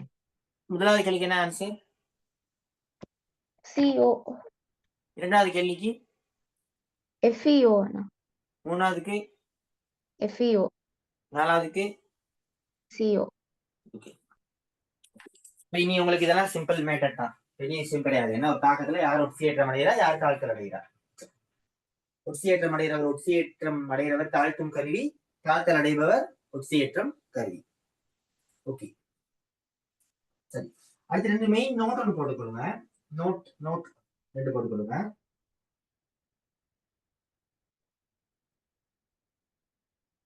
இப்ப இன்னொரு விஷயம் இருக்கு சரியா. ஒட்சியேற்றம்னா இப்ப நம்ம பார்த்தோம் என்னது, இலத்திரணை இழந்தா ஒட்சியேற்றம், இலத்திரணை ஏற்றால் தாழ்த்தல் அப்படின்னு பார்த்தோம் சரியா. அதுக்கு மேலதிகமா சில தாக்கங்கள்ல இலத்திரனை இல்லாம இலத்திரன் இலக்கு, அதாவது இலத்திரன் இலக்குறது உங்களுக்கு கண்டுபிடிக்கலன்னு வைங்கள, இலத்திரன் யாரு இலக்குறா யாரு ஏற்கிறான்னு உங்களுக்கு கண்டுபிடிக்க இல்லை அப்படின்னு வைங்கள. அப்படியா இருந்தா நம்ம என்ன செய்யலாம் அப்படின்னா இந்த ஸ்டெப்பை கையாளலாம். இந்த ஸ்டெப்பை என்ன செய்யலாம், கையாளலாம். அதுக்காக சொல்றேன். இப்ப இந்த தாக்கத்துல இருந்து உங்களுக்கு தெரியாது, இப்ப நான் எழுதுனேன் இந்த தாக்கம் FeO plus CO தருவது Fe plus CO2. இந்த தாக்கத்துல வந்து யாரு ஒட்சியேற்றம் அடைகிறா யாரு தாழ்த்தல் அடைகிறான்னு உங்களுக்கு தெரியாது. யார் ஒட்சியேற்றம் அடைகிறா யார் தாழ்த்தல் தெரியாது சரியா. யார் இலத்திரனை இழந்திருப்பா யார் இலத்திரனை ஏற்றமானு உங்களுக்கு தெரியாது. அதை கண்டுபிடிக்கதான் ஷார்ட்டான மெத்தட் ஒண்ணு 2 எழுதிக்கொள்ளும் சரியா. முதலாவது நோட் என்னன்னா, ஒரு பதார்த்தத்திற்கு நோட் ஒண்ணு, ஒரு பதார்த்தத்திற்கு ஒட்சிசனை சேர்த்தல், ஒரு பதார்த்தத்திற்கு ஒட்சிசனை சேர்த்தல்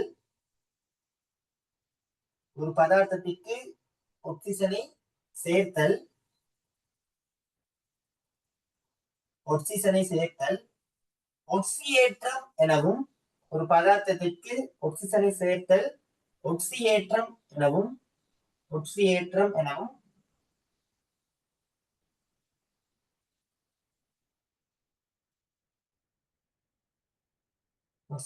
எனவும் ஒட்சிசனை அகற்றுதல், ஒரு பதார்த்தத்திற்கு ஒட்சிசனை சேர்த்தல் ஒட்சியேற்றம் எனவும் ஒட்சிசனை அகற்றுதல் தாழ்த்தல் எனவும் கொள்ளப்படும். ஒரு பதார்த்தத்திற்கு ஒட்சிசனை சேர்த்தல் ஒட்சியேற்றம் எனவும், ஒரு பதார்த்தத்திற்கு ஒட்சிசனை அகற்றல் ஒட்சியேற்றம் எனவும் ஒட்சிசனை அகற்றுதல் தாழ்த்தல் எனவும் கொள்ளப்படும். ஒரு பதார்த்தத்தை ஒட்சிசனை ஏற்றல் ஒட்சியேற்றம் எனவும் ஒட்சிசனை அகற்றுதல் தாழ்த்தல் எனவும் கொள்ளப்படும் சரியா. அப்ப பாருங்க, இதை வச்சு பாருங்க. ஒரு பதார்த்தத்துக்கு ஒட்சிசனை சேர்த்தா என்னன்னு சொல்லுவோம் நம்ம, ஒட்சியேற்றம் சரியா. நம்ம முதல்ல பார்த்தது ஒட்சிசன், அதாவது இலத்திரன் இழந்தா ஒட்சியேற்றம், இலத்திரன் ஏற்ற தாழ்த்தல். இப்ப அது உங்களுக்கு கண்டுபிடிக்க இல்லை அப்படின்னு வைங்களேன். அப்படி உங்களுக்கு கண்டுபிடிக்க இல்லை இல்ல, வளமே நம்ம செய்யற தாக்கங்களை எல்லாம் கண்டுபிடிக்க இயலும் சரியா. அப்படி ஒரு டவுட் எது வந்துருச்சுன்னு வைங்களேன், கண்டுபிடிக்க இல்லை அப்படின்னு அந்த மாதிரி டவுட் வச்சுன்னா நீங்க என்ன செய்யலாம், இதை யூஸ் பண்ணலாம். ஒரு பதார்த்தத்துல யாருக்கு ஒட்சிஜன் சேர்ந்து இருக்கோ அவர் தான் ஒட்சியேற்றம் அடைஞ்சிருக்காரு. யார்ல இருந்து ஆக்சிஜனை புடுங்கி இருக்கோமோ அவர் என்ன செஞ்சிருப்பாரு, தாழ்த்தல் அடங்கியிருப்பாரு. ஓகேவா? இப்ப இங்க பாருங்க, கார்பன் மோனாக்சைடு இங்க வரும்போது கார்பன் டை ஆக்சைடா மாறுது. இங்க கார்பன் மோனாக்சைடு, இங்க கார்பன் டை ஆக்சைடு. அப்ப இதுல ஒரு ஆக்சிஜன் இருக்கு, இதுல 2 ஆக்சிஜன் இருக்கு. அப்ப ஆக்சிஜன் நேரம் கொடுத்திருக்காங்க. அப்ப இவர் தான் ஒட்சியேற்றம் அடைகிறாரு. சரியா? இது பாருங்க, இரும்பு ஒட்சைட்டு, இங்க இரும்பு ஒட்சைட்டு, இது இரும்பு. இப்ப பாருங்க, இங்க ஆக்சிஜன் வந்து இல்ல, இங்க இருக்க ஆக்சிஜன் இங்க இல்ல. அப்ப இவர் தான் ஆக்சிஜனை புடிங்கிருக்காங்க. இவரு தாழ்த்தல் அடைவாரு, இவரு ஒட்சியேற்றம் அடைவாரு. அடுத்த நோட் எழுதி கொள்ளுங்க. அடுத்த நோட் நம்பர் 2. அடுத்த நோட் எழுதிக்கொள்ளுங்க. ஒரு பதார்த்தத்திற்கு அடுத்த நோட் எழுதிக் கொள்ளுங்க. ஒரு பதார்த்தத்திற்கு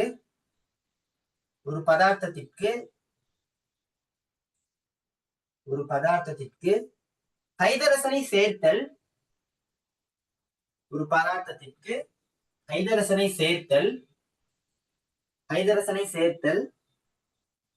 தாழ்த்தல் எனவும், ஒரு பதார்த்தத்திற்கு ஹைதரசனை சேர்த்தல் தாழ்த்தல் எனவும் ஹைதரசனை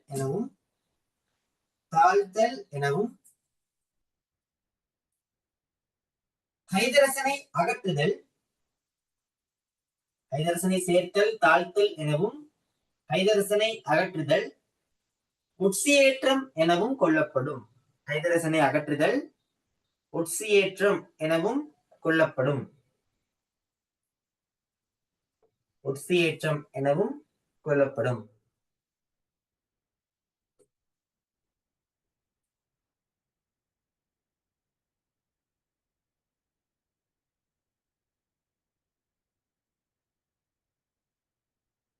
ஓகேவா? அப்ப இது ஒரு லேசான நடைமுறை தான். ஹைதரசன் யாருக்கு சேர்த்தமோ அவர் தாழ்த்து அடைவாரு. ஹைதரசனை யாருக்கு கொடுக்கணுமோ அவரு ஒட்சியேற்றம் அடைவாரு. எங்க ஒரு தாக்க வலுதலை கண்டுபிடிக்க பார்ப்போம்.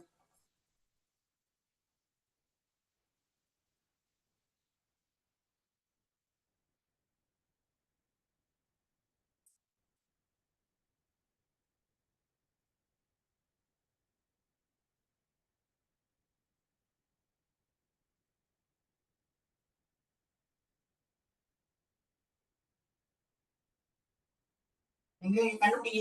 இங்க யாரு ஒட்சியேற்றம் அடைஞ்சிருக்கா, யார் தாழ்த்தல் அடைஞ்சிருக்கா?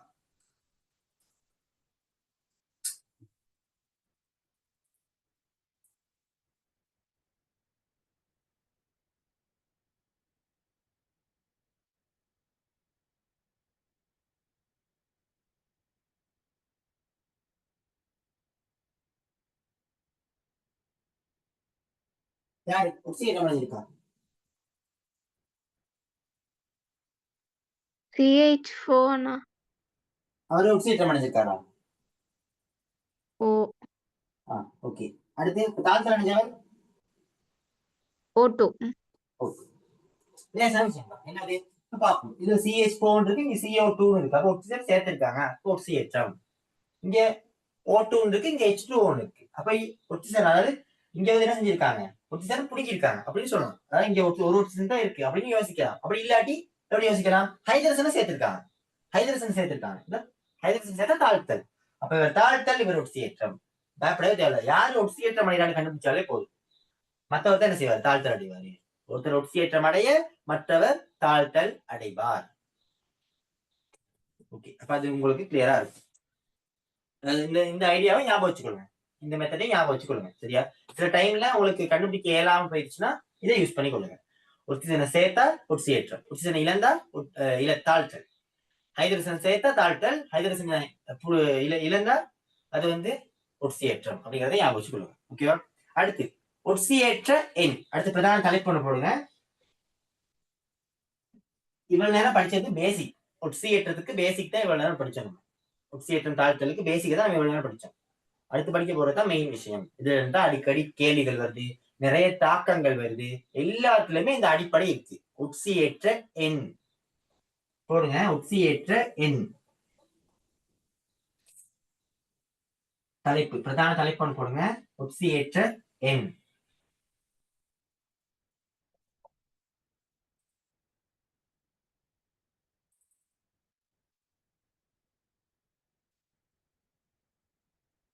ஒட்சியற்ற எண்.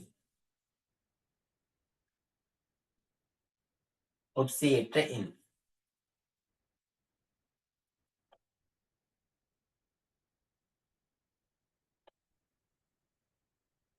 ஒட்சியற்ற எண்னா பெரிய விஷயம் கிடையாது, சிம்பிளான விஷயம் தான். ஒரு தாக்கத்துல, ஏதோ ஒரு தாக்கத்துல ஒருத்தர் வந்து இன்னொருத்தரா மாறுவார். ஒருத்தர் வந்து இன்னொருத்தரா மாறுவார். சும்மா ஒரு உதாரணம் எழுதுவோமே. அதே உதாரணம் எழுதலே. Fe பிளஸ் கார்பன் மோனாக்சைடு தருவது FeCO2.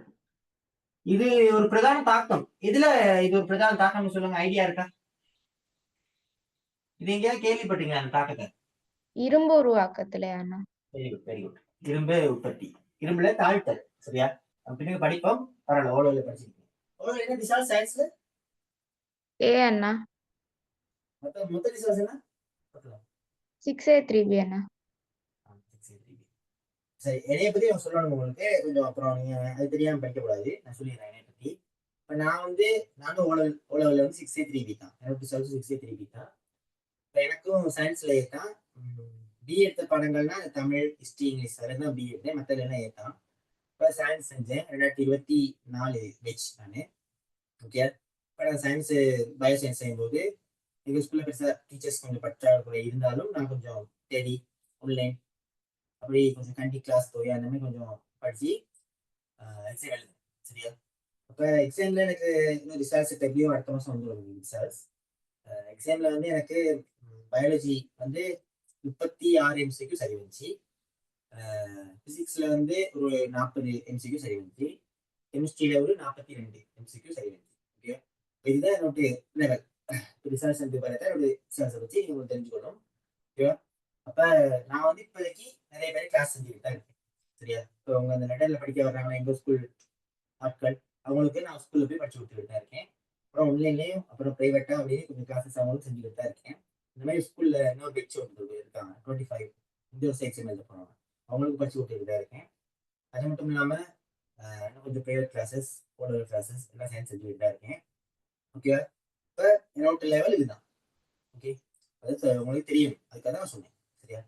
ஓகே. அப்போ நம்ம இதை பார்ப்போம். அப்போ இதை பார்த்தீங்கன்னா இப்போ இது ஒரு தாக்கம். சரியா? அப்போ இந்த தாக்கத்துல இப்போ இவர் FeO, இவர் வந்து Fe. அப்ப இவர் வந்து Feயா தான் மாறணும். இப்ப இந்த FeO வந்து Feயா தான் மாறணும். இந்த CO வந்து CO2வா தான் மாறணும் அப்படிங்கிற ரூல்ஸ் இருக்கு. அந்த மாதிரி மாறி இருக்கு. அந்த மாதிரி மாறணும். அந்த மாறதை யார் தீர்மானிக்கிறாரா? ஒட்சியேற்ற எண் தான் தீர்மானிக்கிறாரு. சரியா? இவர் வந்து என்னவா மாறணும் அப்படிங்கறத யார் தீர்மானிக்க போறா? ஒட்சியேற்ற எண். இவர் இந்த மாதிரி தான் ஒட்சியேற்றம் அடைவாரு, இவர் இந்த மாதிரி தான் தாழ்த்தல் அடைவாரு அப்படிங்கிறத தீர்மானிக்கிறது தான் யாரு? ஒட்சியேற்ற எண். சரியா? இவருக்கு ஒட்சியேற்ற என்ன பார்ப்போம், அடுத்து இவருக்கு ஒட்சியேற்ற என்ன பார்ப்போம். பார்த்து சொல்லுவோம். இவர்ல இருந்து இவருக்கு மாறணும் அப்படின்னா இத்தனை ஒட்சியேற்றம், இத்தனை இலக்கணம் இலக்கணும், அதாவது இத்தனை இலக்கணம் ஏற்கணும் அப்படின்னு சொல்லுவோம். சரியா? அந்த மாதிரி சொல்றேன். இப்ப பாருங்க, சும்மா சொல்றேன்.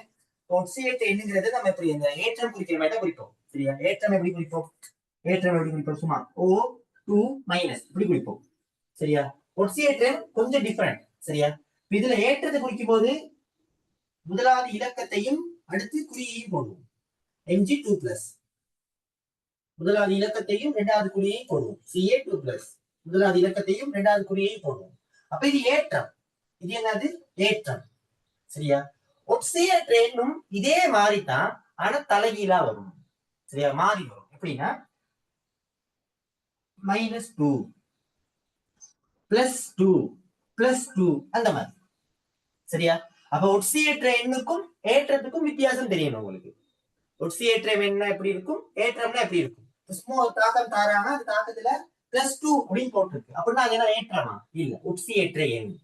சரியா? சும்மா ஒரு தாக்கம் தாராங்க, அதுல 2- அப்படின்னு போட்டிருக்கு அப்படின்னா என்னது? அது ஒட்சியேற்ற எண்ணா? இல்ல, அது ஏற்றம். அது கிளியரா இருக்கணும். அப்ப ஏற்றம் என்பது முதலாவது எப்படி இருக்கும்? முதலாவது இலக்கத்தையும் இரண்டாவது அந்த குறியையும் கொண்டிருக்கும் ஒரு ஏற்றம். முதலாவது இலக்கத்தையும் இரண்டாவது குறி, முதலாவது இலக்கம் இரண்டாவது குறி அப்படி இருக்கிறது ஏற்றம். சரியா? முதலாவது குறி இரண்டாவது ஏற்றம், முதலாவது குறி இரண்டாவது ஏற்றம் அப்படியா இருந்துச்சுன்னா அதை நம்ம என்னன்னு சொல்லுவோம்? ஒட்சியேற்ற எண். முதலாவது குறி இரண்டாவது இலக்கம், முதலாவது குறி இரண்டாவது இலக்கம் அப்படி இருந்துச்சு, அதை நம்ம சொல்லுவோம் ஒட்சியேற்ற எண்ணு சொல்லுவோம். சரியா? ஒசியேட்டர் இதே மாதிரி தான் பிளஸ் மைனஸ் அப்படியெல்லாம் போட்டு குடிச்சிக்கிட்டு இருக்கும் சைவர் அந்த மேல இருக்கும். ஓகேவா? அப்ப இதுல சும்மா சொல்றேன், இது ஒசியேட்டர் இரும்பு ஒசியேட்டர் வந்து எவ்வளவுனா +2 இதுல. சரியா? இங்க வந்து 0. ஓகேவா? இப்ப பாருங்க, இவர் வந்து +2ல இருந்து இவர் 0 வரணும். இவர் +2ல இருந்து என்ன வரணும்? 0 வரணும். அப்ப இவர் நான் சொல்லலாம், இந்த ரொம்ப பார்த்து சொல்லலாம் நானு. இவர் இத்தனை இலத்திரன் இழந்திருக்காரு. சரி, இவர் இத்தனை இலத்திரன் ஏற்றிருக்காரு. தாழ்த்தவடியில எத்தனை வரி அவர் எத்தனை இலத்திரன் ஏற்றிருக்காரு அப்படின்னு சொல்லலாம். சரியா? அந்த மாதிரி சொல்லலாம். பாருங்க, இப்ப எப்படி பார்ப்போம். இவர்ல பார்ப்போம். சரி, காபனிதனை பார்ப்போம். இதுல வந்து காபனுக்கு வந்து +3. இதுல காபனுக்கு வந்து +3. இதுல காபனுக்கு வந்து +4. இதெல்லாம் நம்ம கண்டுபிடிப்போம். இதெல்லாம் உங்களுக்கு கண்டுபிடிக்க தெரியும். இதெல்லாம் படிப்போம் பின்னாடி.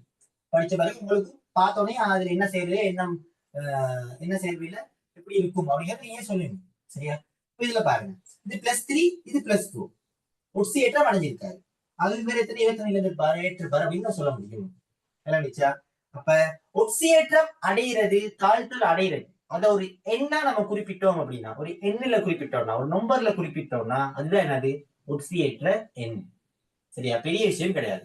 இதுக்கு வரைவிலக்கணம்னா உங்களுக்கு கேட்க மாட்டாங்க. உங்களுக்கு என்ன தேவை? உங்களுக்கு என்ன தெரியணும்? ஒட்சியேற்றம் அடைகிறது எப்படி இருக்கும், தாழ்த்தல் அடைகிறது எப்படி இருக்கும், அந்த ஒட்சியேற்ற நம்பர் கண்டுபிடிக்க தெரியும், ஒட்சியேற்ற எண்ணை கண்டுபிடிக்க தெரியணும். சரியா? ஓகே. அப்ப அது தெளிவா பார்த்துக்கொள்ளும். அப்ப பார்ப்போம். முதலான உதாரணம் சொல்றேன். பாருங்க, இங்க +2ல இருக்கு, இங்க 0ல இருக்கு. அப்ப சொல்லுங்க, குறைஞ்சிருக்கா கூடி இருக்கா? குறைஞ்சிருக்கு அண்ணா. குறைஞ்சிருக்கு. குறைஞ்சா எப்படி? குறைஞ்சா என்னது? தாழ்த்தல். ஒட்சியேற்ற நம்பர் வந்து குறைஞ்சிச்சுன்னா அது என்னன்னு சொல்லணும்னா தாழ்த்தல். அப்ப பாருங்க, ஒட்சியேற்ற நம்பர் குறைஞ்சிருக்கு, ஒட்சியேற்ற எண் வந்து குறைஞ்சிருக்கு. அப்ப இது என்னன்னு சொல்லணும்? தாழ்த்தல். இது என்னன்னு சொல்லணும்? தாழ்த்தல். அப்ப இங்க பாருங்க, இங்க +3, இங்க +4. குறைஞ்சிருக்கா கூடி இருக்கா? கூடி இருக்கு அண்ணா. கூடி இருக்கு. அப்ப கூடினா என்னது? அப்ப ஒட்சியேற்றம். ஒட்சியேற்றம். குறைஞ்சா தாழ்த்தல், கூடினா ஒட்சியேற்றம். அது கிளியரா இருக்கணும். சரியா? இப்ப பாருங்க, இது +2, இங்க 0. அப்ப இவர் தாழ்த்தல் அடைஞ்சிருக்காரு. தாழ்த்தல் அடைஞ்சுன்னா இலத்திரனை ஏற்றிருக்காரு. அப்ப இவர் எத்தனை இலத்திரனை ஏற்றிருப்பாரு? 2ஆ 1ஆ? எஃப்இயா அண்ணா? எஃபி தான். 2 இலத்திரன் அண்ணா. 2 இலத்திரன். சரியா? எஃபி 2 இலத்திரன் ஏற்றாதான் எஃபி, அதாவது எஃபி2, அதாவது எஃபி, அதாவது இங்க எஃபிஓல இருக்க எஃபி வந்து 2 இலத்திரன் ஏற்றாதான் இங்க வரும்போது எஃபியா மாறுவார். சரியா? அப்ப இவர் 2 இலத்திரன் ஏற்றிருக்காரு அப்படின்னா இவர் என்ன செய்யணும்? கண்டிப்பா 2 இலத்திரன் இழந்திருக்கணும். ஓகேவா? 2 இலத்திரன் இழந்திருக்காரு அப்படின்னு நம்ம பார்ப்போம். சரியா? அப்ப இதுல வந்து அப்படிதான் நம்ம பார்த்து கண்டு பிடிப்போம். ஓகேவா? சரி, இப்ப தலைப்பு போட்டிருப்பீங்கன்னா ஒட்சியேற்ற எண்ணு போட்டிருப்பீங்க தலைப்பு. சரியா? எழுதிக்கணுங்க. ஒரு சேர்வையிலே எழுதிக்கணுங்க. ஒரு சேர்வையிலே ஒரு சேர்வையிலே ஒரு சேர்வையிலே ஒரு மூலகம்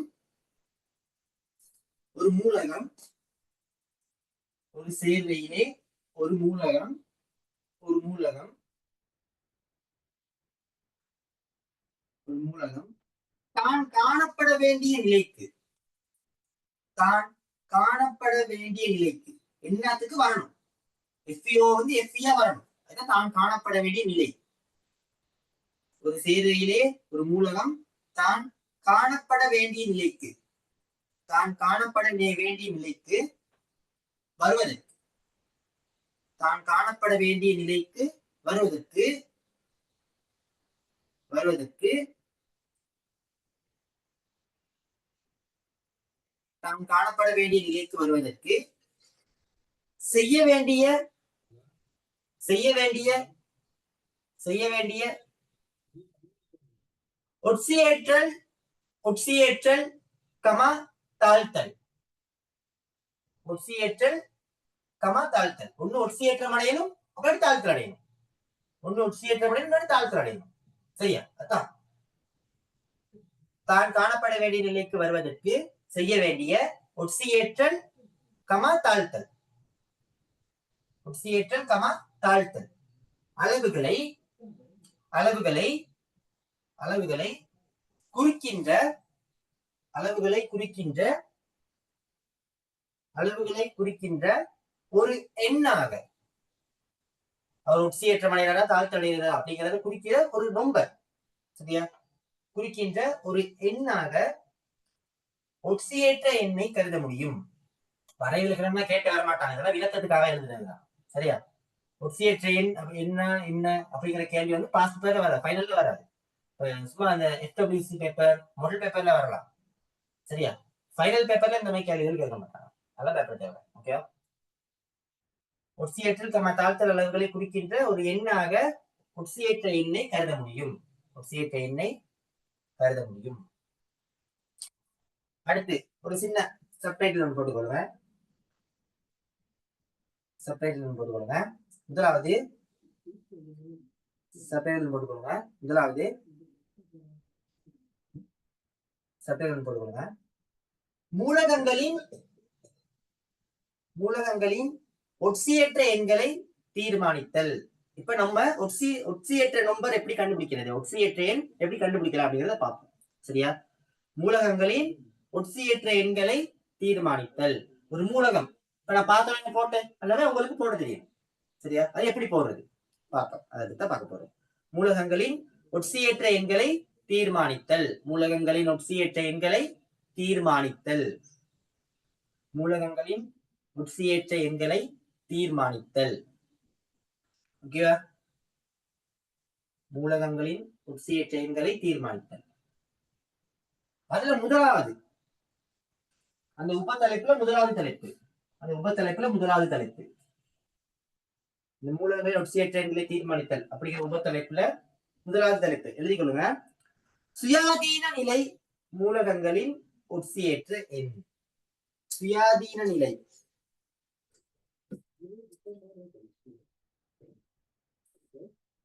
சுயாதீன நிலை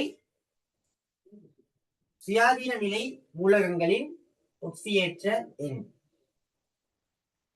சுயாதீன நிலை மூலகங்களின் ஒட்சியேற்ற எண். ஓகேவா? இப்ப பார்ப்போம். ஒரு சுயாதீன நிலையில இருக்க ஒரு மூலகத்தூட்டு ஒட்சியேற்ற நம்பர் எப்படி இருக்கும் அப்படிங்கிறத பார்ப்போம். சரியா? சுயாதீன நிலைனா என்னன்னா இயற்கையில அது காணப்படக்கூடிய நிலை. இயற்கையில அது காணப்படுற நிலை. சொல்லுங்க, இயற்கையில ஆக்சிஜன் எப்படி காணப்படும்? O2 ஆக காணப்படும். சரியா? இயற்கையில சோடியம் எப்படி காணப்படும்? தானே அண்ணா? எண்ணெய்தான். எண்ணெயால தான் காணப்படும். சரியா? இயற்கையில ஹைட்ரஜன் எப்படி காணப்படும்? H2. H2. சரியா? அந்த மாதிரி தான். ஹைட்ரஜன் எப்படி காணப்படும்? N2. ஹீலியம் எப்படி காணப்படும்? ஹீலியம். இதுதான் என்னது? சுயாதீன நிலை. இயற்கையில அது எப்படி காணப்படுது? சரியா? அப்ப இயற்கையில சுயாதீன நிலை காணப்படுறது என்னன்னா இயற்கையில எப்படி காணப்படுது அப்படிங்கறத பார்ப்போம். சரியா? அப்ப இந்த மாதிரி ஒரு மூலகத்தூட்டு சுயாதீன நிலையில ஒரு மூலகத்தூட்டு சுயாதீன நிலையில அந்த மூலகத்தினுடைய ஒட்சியேற்ற எண் எவ்வளவுனா அந்த மூலகத்தின் ஒட்சியேற்ற எண் எவ்வளவுனா எப்பொழுதும் 0. சரியா? இவருக்கும் 0 தான், இவருக்கும் 0 தான், இவருக்கும் 0 தான், இவருக்கும் 0, இவருக்கும் 0. சரியா? ஒரு மூலகம் சுயாதீன நிலையா இருக்கு அப்படின்னு ஒட்சியேற்ற எண் 0 தான், வேற ஒண்ணுமே இல்லை. சரியா? எதுவா இருந்தாலும் பிரச்சனை இல்லை. சும்மா எடுப்போமே, என்னது இரும்பு சுயாதீன நிலைத்தனே. ஆமா, ஆகவே 0. சுயாதீன நிலைத்தனே, ஆகவே என்னது 0. வேற சும்மா எடுப்போமே, என்னது பொசுபரசு வந்து பியா காணப்படாது, பி அப்படின்னு காணப்படாது, P4 அப்படின்னு தான் காணப்படும். சரியா? அப்ப அதுதான் அதோட சுயாதீன நிலை. P4 அப்படிங்கிறது என்னது அதோட சுயாதீன நிலை. நீங்க படிப்பீங்க, இன்ஆர்கானிக்ல படிப்பீங்க. சரியா? அப்ப அதுல பாருங்க, இதுக்கு சுயாதீன நிலை தானே அப்படின்னா கண்டிப்பா அது 0 தான், வேற கதையே இல்லை. சரியா? அடுத்து இன்னொன்னு பார்த்தா நம்மளுடைய கந்தகம்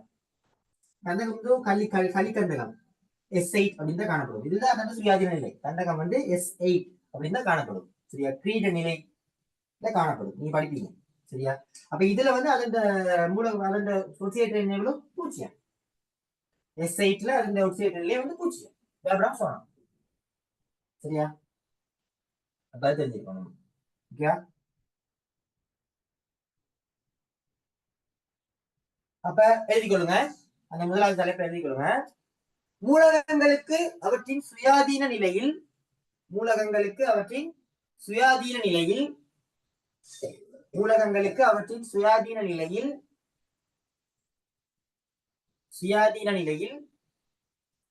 ஒட்சியேற்ற எண் மூலகங்களுக்கு அவற்றின் சுயாதீன நிலையில் ஒட்சியேற்ற எண்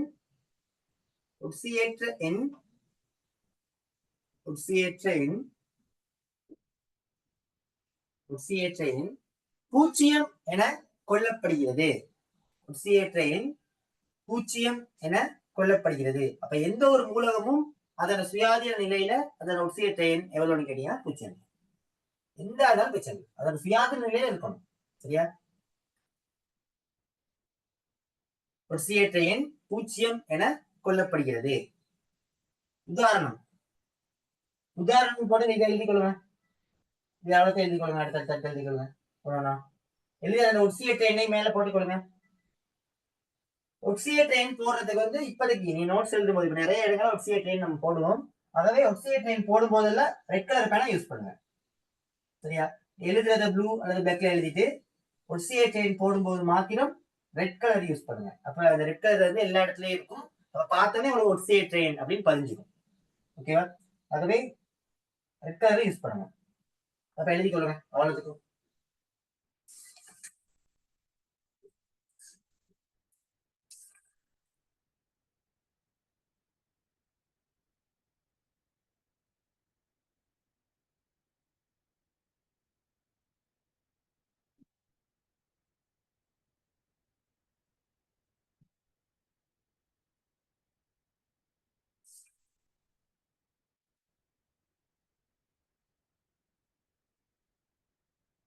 சரி அண்ணா. ஓகே. நான் ஒரு கூற்று சொல்றேன். சரியா பதில்னு சொல்லுங்க. ஒரு சுயாதீன நிலை மூலகம் எப்பொழுதும் பூஜ்ஜியம் ஒட்சியேற்ற எண்ணை கொள்ளும். சரியா? ஒரு சுயாதீன நிலை மூலகம் எப்பொழுதும் பூஜ்ஜிய ஒட்சியேற்ற எண்ணையை கொள்ளும். சரியா? இல்ல அண்ணா. சரி, அதுதான் சொன்னேன். சுயாதீன நிலை 3 நிலைகள் இருக்கு. ஐதரசனுக்கு அந்த 3 பெறுதிகள் இருக்கு அண்ணா. அதெல்லாம் சமதானிகள். அதெல்லாம் நீங்க யோசிக்க வேணாம். அதெல்லாம் இதுல வராது. இங்க பாக்குறது இப்ப நம்ம பார்க்கும்போது இப்ப நம்ம ஐதரசன் இப்ப நீங்க பாத்தீங்கன்னா எடுத்து பாத்தீங்கன்னா ஒரு ஐதரசன்ல நீங்க சொல்ற மாதிரி 3 நிலைகள் காணப்படலாம். ஒரு ஐதரசன் வாயு கொஞ்சம் எடுக்கிறீங்கன்னு வைங்களேன். ஐதரசன் வாயு ஒரு இதுல குடிக்கிறீங்கன்னு வைங்களேன். குடிச்சிட்டு அதுல பாக்குறீங்க. சரியா? இப்ப இதுல நிறைய ஐதரசன் வாயுக்கள் காணப்படும். எப்படி காணப்படும்? மூலக்கூறா காணப்படும். இது ஒரு மூலக்கூறு இப்படி காணப்படும். சரியா? இப்ப இதுல ஒரு மூலக்கூறு எடுத்தீங்கன்னா அதுல என்ன காணப்படலாம்? ஐதரசன் 1 1 அப்படின்னு காணப்படலாம். ஒரு மூலக்கூறு எடுத்து பாத்தீங்கன்னா நம்ம இன்னொரு மூலக்கூறு எடுத்து பாத்தீங்கன்னா காணப்படலாம் 1 2 அப்படின்னு காணப்படலாம். அதே மாதிரி இன்னொரு மூலக்கூறு எடுத்து பாத்தீங்கன்னா என்ன காணப்படலாம்? 3 1 அப்படின்னு காணப்படலாம். இதுதான் வேற. சரியா?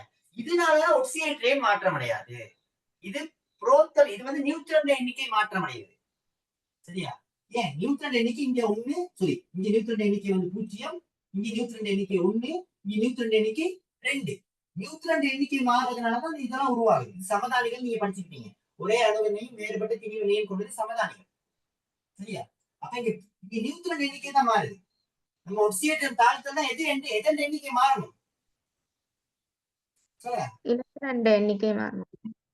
எலக்ட்ரான் எண்ணிக்கை எல்லாம் மாறாது. புரோத்தன் எண்ணிக்கை நியூட்ரன் எண்ணிக்கை. சரியா?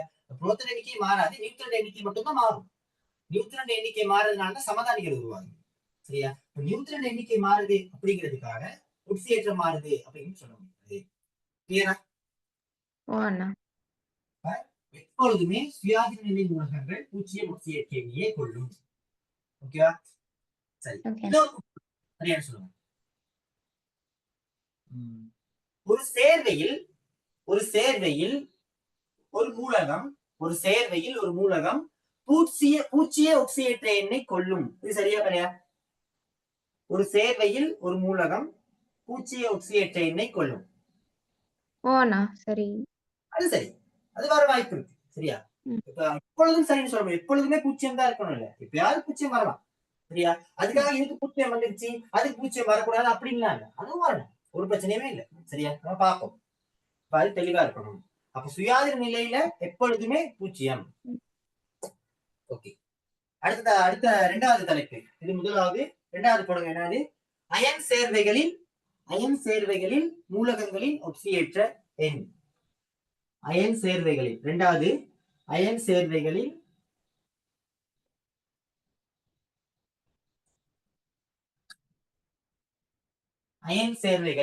மூலகங்களின் ஒட்சியேற்ற எண். அயன் சேர்வைகளில் மூலகங்களின் ஒட்சியேற்ற எண். அயன் சேர்வைகள். சரியா? இது லேசான விஷயம். அயன் சேர்வை லேசு. சரியா?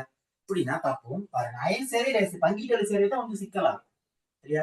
சுயாதீன நிலையில லேசா கண்டுபிடிச்சிடலாம், எல்லாத்துக்குமே 0 தான். சரியா? அயன் சேர்வை லேசா கண்டுபிடிக்கலாம், பங்கீட்டு சேர்வை தான் கொஞ்சம் யோசிக்கணும். சரியா? பார்ப்போம். அயன் சேர்வை எப்படி கண்டுபிடிக்கலாம்னா பார்ப்போம். ஒரு அயன் சேர்வை எழுதுவோம். என்னது?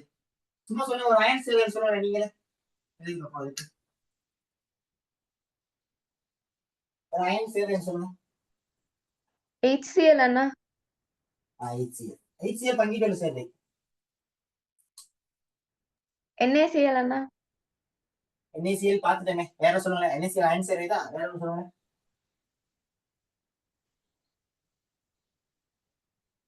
வேற Na2SO4. Na2SO4.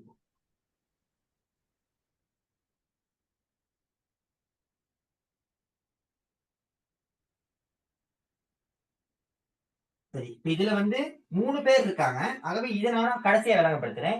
சும்மா முதல்ல லேசா இருக்கிறத விளங்கப்படுத்துவோம். சரியா? சும்மா சொல்றேன். KBr இது ஒரு அயன் சேர்வை தானே, இதை எடுப்போம். இதை விளங்கப்படுத்தி இதை நான் சொல்றேன். இதே நான் விளங்கப்படுத்துறேன். இப்ப இதை பார்ப்போம். உங்களுக்கு கடைசியா Na2SO4 விளங்கப்படுத்துறேன். சரியா? இப்ப பாருங்க. இப்ப KBr அப்படிங்கிற ஒரு அயன் சேர்வை இருக்கு. சரியா? சொல்லி இதுல K எப்படி காணப்படும்? +1 அண்ணா. K plus. சரியா? K பிளஸ் அப்படின்னு காணப்படும். K பிளஸ் அப்படின்னு காணப்படும். Br எப்படி காணப்படும்? Br மைனஸ் அண்ணா. Br மைனஸ் அப்படின்னு காணப்படும். ஒரு பிளஸ் ஒரு மைனஸ் அப்படிதான் அந்த ஏற்றம் காணப்படும். சரியா? ஒரு அயன் சேர்வையில நல்லா ஞாபகம் வச்சுக்கொள்ளுங்க. ஒரு அயன் சேர்வையில காணப்படுற ஒரு அயன், அந்த அயன்ட ஏற்றம் தான் அதண்ட ஒட்சியேற்ற எண்ணா வரும். அந்த அயன்ட ஏற்றம் தான் என்ன வரும்? அதண்ட ஒட்சியேற்ற எண்ணா வரும். சரியா? அப்ப இதன் அயன்ட ஏற்றம் எவ்வளவு? +1. ஒரு பிளஸ் தான் என்னது? அதண்ட ஏற்றம். ஒரு பிளஸ் தானே? ஓகே.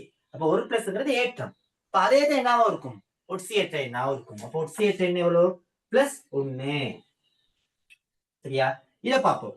இதுல பாருங்க, ஏற்றம் என்ன? மைனஸ். ஒரு மைனஸ். அப்ப ஒட்சியேற்ற நம்பர் எவ்வளவு? -1. இப்படிதான் கண்டுபிடிப்போம். சரியா? இப்படிதான் கண்டுபிடிப்போம். ஓகேவா? இப்ப இன்னொரு உதாரணம் எழுதுறேன், கண்டுபிடிங்க நீங்களே. MgO இது ஒரு அயன் சேர்வை. சொல்லுங்க, இதுல Mgக்கு என்ன ஒட்சியேற்ற எண் இருக்கலாம்? 2+ அண்ணா. Very good. +2 சொல்லணும். முதலாவது ஏற்றம், அதுக்கு பிறகுதான் இது ஏற்றம் வந்துட்டா 2+. இதன் ஏற்றம் தான் என்னது? 2+. +2 போட்டீங்கன்னா அதுல ஒட்சியேற்ற நான் இப்பதான் சொன்னேன். சரியா? Mg2+, இதுதான் ஏற்றம். சரியா? ஏற்றம் தான் அதுல ஒட்சியேற்ற எண்ணா இருக்கும். ஆனா சின்ன மாறுபாடு இருக்கு. பாருங்க, சின்ன மாற்றம் ஒன்று இருக்கு. இது 2+ வருது, அப்படி வந்து அது ஏற்றம். இது +2 அப்படி வந்து அது என்னது? ஒட்சியேற்ற எண். அப்ப இப்ப ஒட்சியேற்ற எண் எவ்வளவு? -2. சரியா? இங்க என்ன கண்டுபிடிங்க பாப்போம். AlF3 aluminium fluoride. இது கண்டுபிடிங்க. Alக்கு எவ்வளவு? +3 அண்ணா. +3. +3. இவருக்கு -3 அண்ணா. -1. -1 சரியா? ஏன் -1னா இங்க 3 புளோரின் இருக்கு. இங்க எத்தனை புளோரின் இருக்கு? 3 இருக்கு. ஒரு புளோரின் -1, அப்ப இன்னொரு புளோரின் -1, இன்னொரு புளோரின் -1, அப்ப -3. அப்ப என்னது? -3. அப்ப இது +3, இது -3. கிளியரா? விளங்குதா? இல்ல அண்ணா, விளங்கல. பாருங்க, இதுல பாருங்க +3 ஒரே ஒரு தட்டா இருக்காது. சரி, நம்ம இதை எழுதுவோமே, அயன்களை எழுதுவோமே. இது ஒரு சேர்வை தானே, இது அயனா எழுதுவோமே. அயனா எழுதுனீங்க என்னது, Al3 + F- இப்படிதான் வரும். இப்படிதான் வரும் அயன்கள். F3- F3- இல்லண்ணா. F-. சரியா, நீ பயப்படாம எழுதுங்க. சரி, F- தான் வரும். F-க்கு 3- எல்லாம் இல்ல. குளோரினுக்கு எப்பொழுதுமே வலுவலம் ஒண்ணுதான். குளோரின் 2 வலுவலம்னா எடுக்க வாய்ப்பே இல்லை. சரி, 2 3 தான். குளோரின் வலுவலம் எப்பயுமே ஒண்ணுதான். அங்க ஒரே ஒரு மைனஸ் தான். சரியா, ஒரே ஒரு மைனஸ் தான். ஆனா ஒரு அயன் சேர்வையில, இந்த அயன் சேர்வையில ஒரு அலுமினியம் இருந்தா 3 புளோரின் இருக்கும். ஒரு அலுமினியம் இருந்தா எத்தனை புளோரின் இருக்கும்? 3 புளோரின் இருக்கும். அதனாலதான் AlF3.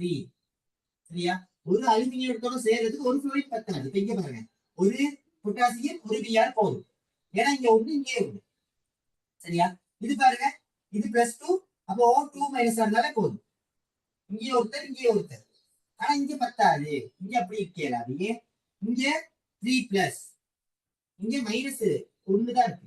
ஆகவே 3 பேர் சேரணும். சரியா, நான் என்ன சொன்னேன், அயன் சேர்வைகள்ல காணப்படுற ஒரு அயன், அந்த அயனுடைய ஏற்றம் தான் அந்த ஒக்சியேற்றை. சரியா, இங்க என்னென்ன அயன்கள் காணப்படுது? Al3+ F-. சரியா, இங்க என்னென்ன அயன்கள் காணப்படுது? Al3+, அப்புறம் F-. இத்தனை காணப்படுது. வேற அயன் இருக்கா? இல்ல, இந்த 2 அயன்கள் மாத்திரம் தான் இருக்கு. சரியா, அப்ப இதன் ஒக்சியேற்றை எவ்வளவா இருக்கும்? +3 இருக்கும். ஏன், அதன் ஏற்றம் தான் அதன் ஒக்சியேற்றை. அயன் சேர்வைகள்ல அயன்களுடைய ஏற்றம் தான் அதன் ஒக்சியேற்றை. சரியா, இங்கே பாருங்க. அப்ப இதுக்கு என்ன இருக்கும்? -1 தான் இருக்கும். சரியா, இப்ப நீங்க -3 அப்படின்னு போனீங்கன்னா தலை குழம்பிடக்கூடாது. சரியா, கிளியரா இருக்கும். ஓகேவா, அப்ப இதுல ஒரு புளோரினுக்கு -1, ஒரு புளோரினுக்கு -1, இன்னொரு புளோரின் இருக்கும் தானே, அதுக்கு இன்னொரு -1, இன்னொரு புளோரின் இருக்கும் தானே, அதுக்கு இன்னொரு -1. சரியா, அப்ப இந்த அலுமினியம் இழக்கிற 3 இலத்திரனையும் ஒவ்வொரு புளோரின், அதாவது 3 புளோரினை ஏற்கும். சரியா, ஒரு புளோரின் ஏற்றா அதுக்கு ஒரு மைனஸ் தான், இன்னொரு புளோரின் ஏற்கும் அதுக்கு இன்னொரு மைனஸ், இன்னொரு புளோரின் ஏற்கும் அதுக்கு இன்னொரு மைனஸ். ஒவ்வொரு ஒரு புளோரின் ஒரு இலத்திரனை தான் ஏற்கும், ஒரு புளோரின் ஒரு இலத்திரனை தான் ஏற்கும்.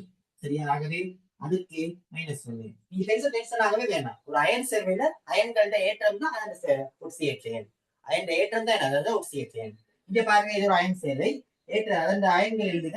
Al3+, Al3+, எப்படி Al3+, அப்புறம் F-. இதுதான் என்னது, அதன் அயன்கள். சரியா, Al3+, F-. அப்ப Al3+ அதன் ஏற்றம் தான் அதன் ஒக்சியேற்ற எண் +3. F- அதன் ஏற்றம் தான் அதன் ஒக்சியேற்ற எண் -1 அப்படின்னு இருக்கும். சரியா, இப்ப கிளியரா? ஓ அண்ணா. ஓகே, இங்க இன்னொரு எழுதுற கண்டுபிடிங்க பாப்போம். BaCl2 கண்டுபிடிங்க.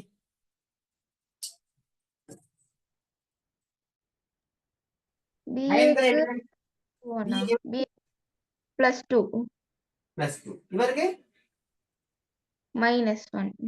-1. சரி, அதான் சொல்லுங்க. ஏன் அயன்கள் எப்படி வரும்? Ba2 Cl- இப்படிதான் வரப்போகுது. அப்ப இது 2+, ஆகவே +2. இது மைனஸ், ஆகவே -1. அப்படிதான் வரப்போகுது. பயப்படாம செய்யும். சரியா, ஓகே.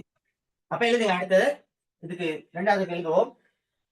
அயன் சேர்வைகளில் அயன் சேர்வைகளில் அயன் சேர்வைகளில் அயன் சேர்வைகளில் அயன் சேர்வைகளில் மூலகங்களின் ஒட்சியேற்ற எண் அயன் சேர்வைகளில் மூலகங்களின் ஒட்சியேற்ற எண் மூலகங்களின் ஒட்சியேற்ற எண் மூலகங்களின் ஒட்சியேற்ற எண் மூலகங்களின் ஒட்சியேற்ற எண் மூலகங்களின் ஒட்சியேற்ற எண்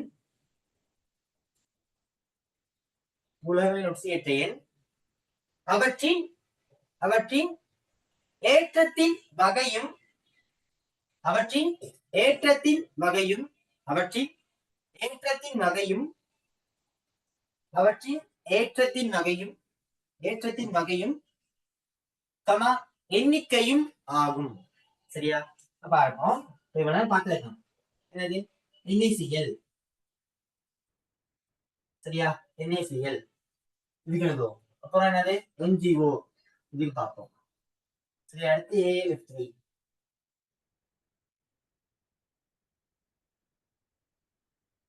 வேற calcium nitride, barium chloride, potassium bromide. இவங்களை பத்தி பார்ப்போம். உங்களுக்கு எழுதும். சரியா? என்ன அவங்க என்ன சொல்றாங்க? அயன் சேர்வைகளோட ஒரு மூலகத்துக்கு உட்சியற்ற எண் வந்து அதன் ஏற்றம், அதன் ஏற்றத்துக்கு வகையும் எண்ணிக்கை. முதல்ல வகை எழுதணும், அப்புறம் எண்ணிக்கை எழுதணும். வகை என்ன குறி, பிளஸ்ஸா மைனஸா தான் வகை. எண்ணிக்கைனா 1 2 3 0 அதான். சரியா? அப்ப அதை பார்க்கணும். இப்ப பாருங்க, இது அயன் சேர்வை, இது எல்லாமே அயன் சேர்வைகள். இப்ப இந்த அயன் சேர்வை பார்ப்போம். இது ஒரு மூலகம், இந்த மூலகத்துக்கு ஏற்றத்தை பார்ப்போம். இப்ப இந்த ஏற்றம் எப்படி வரும்? Na பிளஸ்ன்னு வரப்போகுது, +1 அதான் அதன் ஏற்றம். சரியா? சரி, 1 பிளஸ் அதான் வந்து ஏற்றம். சரியா? அப்ப இந்த ஏற்றத்துக்கு வகை, வகை என்னது? பிளஸ். ஏற்றத்துக்கு வகை என்ன? பிளஸ். நம்பர் எத்தனை? எத்தனை நம்பர், எண்ணிக்கை எத்தனை? 1. ஆகவே சோடியத்துக்கு +1, சோடியத்துக்கு +1.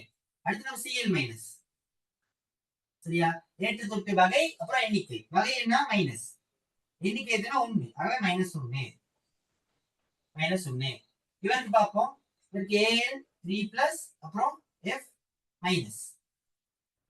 Al3+, F minus. Al3+னா பாருங்க, ஏற்றத்துக்கு வகை எவ்வளவு? வகை என்ன? பிளஸ். எண்ணிக்கை எத்தனை? 3 +3. ஏற்றத்துக்கு வகை என்ன? மைனஸ். எண்ணிக்கை எத்தனை? 1. ஆகவே -1. அப்ப இவருக்கு +3, இதற்கு -1. நான் ரெட் கலர்ல போடுவேன். +1 -1, +3 -1.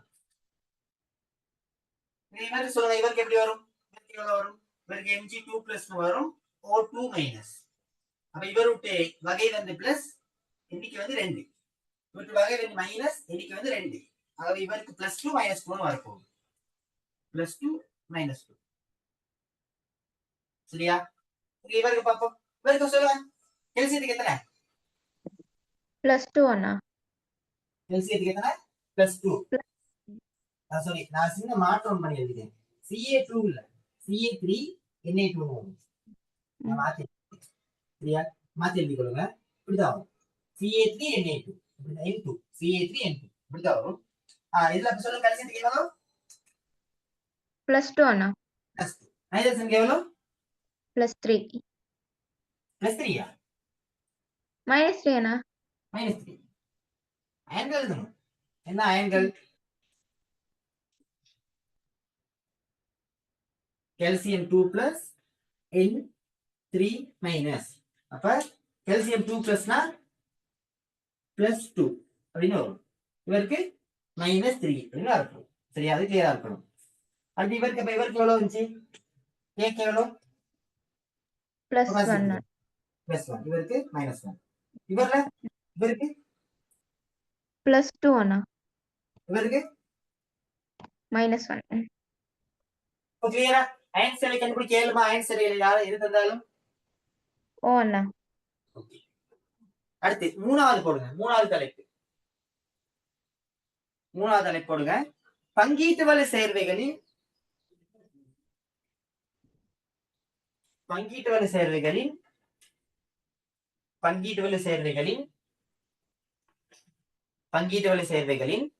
மூலகங்களின் ஒட்சியேற்ற எண். பங்கீட்டு வலு சேர்வைகளின் மூலகங்களின் ஒட்சியேற்ற எண்.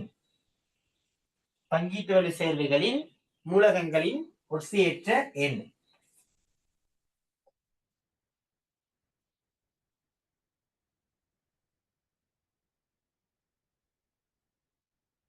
பங்கீட்டு வலு சேர்வைகளின் மூலகங்களின் ஒட்சியேற்ற எண். மூலகங்களின் ஒட்சியேற்ற எண். சரியா? இப்ப பங்கீட்டு வலு சேர்வை பத்தி பார்க்க போறோம். சரியா? பங்கீட்டு வலு சேர்வை பத்தி பார்க்க போறோம். அதை பார்க்கறதுக்கு முன்னாடி எழுதிக்கொள்ளும். சரியா? எழுதி கொண்டு அதுக்கு பிறகு பார்ப்போம். சரியா? எழுதி கொள்ளுங்க. மூலக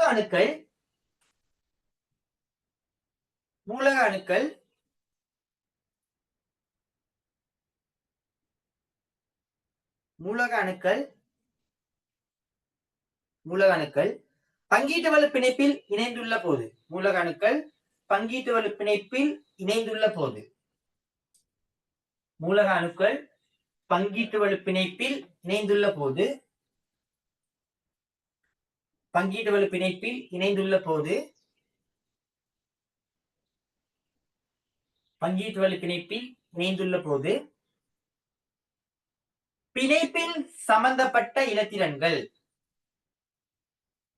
பங்கீட்டு வலு பிணைப்பில் இணைந்துள்ள போது பங்கீட்டு வலு பிணைப்பில் இணைந்துள்ள போது பிணைப்பில் சம்பந்தப்பட்ட இலத்திரன்கள் பிணைப்பில் சம்பந்தப்பட்ட இலத்திரன்கள் பிணைப்பில் சம்பந்தப்பட்ட இலத்திரன்கள் மின்னெதிரியல்பு மின்னெதிரியல்பு பிணைப்பில் சம்பந்தப்பட்ட இலத்திரன்கள் மின்னெதிரியல்பு மின்னெதிரியல்பு கூடிய அணுவை நாடி மின்னெதிரியல்பு கூடிய அணுவை நாடி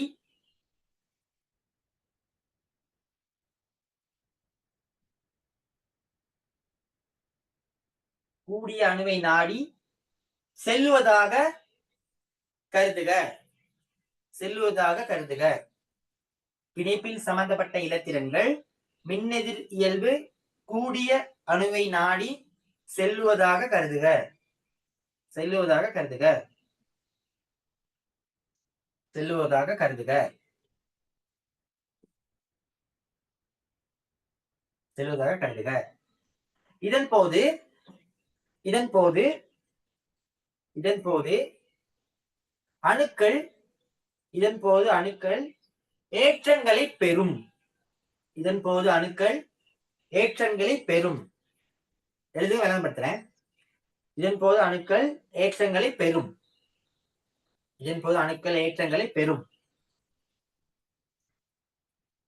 அணுக்கள் ஏற்றங்களை பெறும் இந்த ஏற்றங்களின் இந்த ஏற்றங்களின் இந்த ஏற்றங்களின் இந்த ஏற்றங்களின் வகையும் எண்ணிக்கையும் இந்த ஏற்றங்களின் வகையும் எண்ணிக்கையும்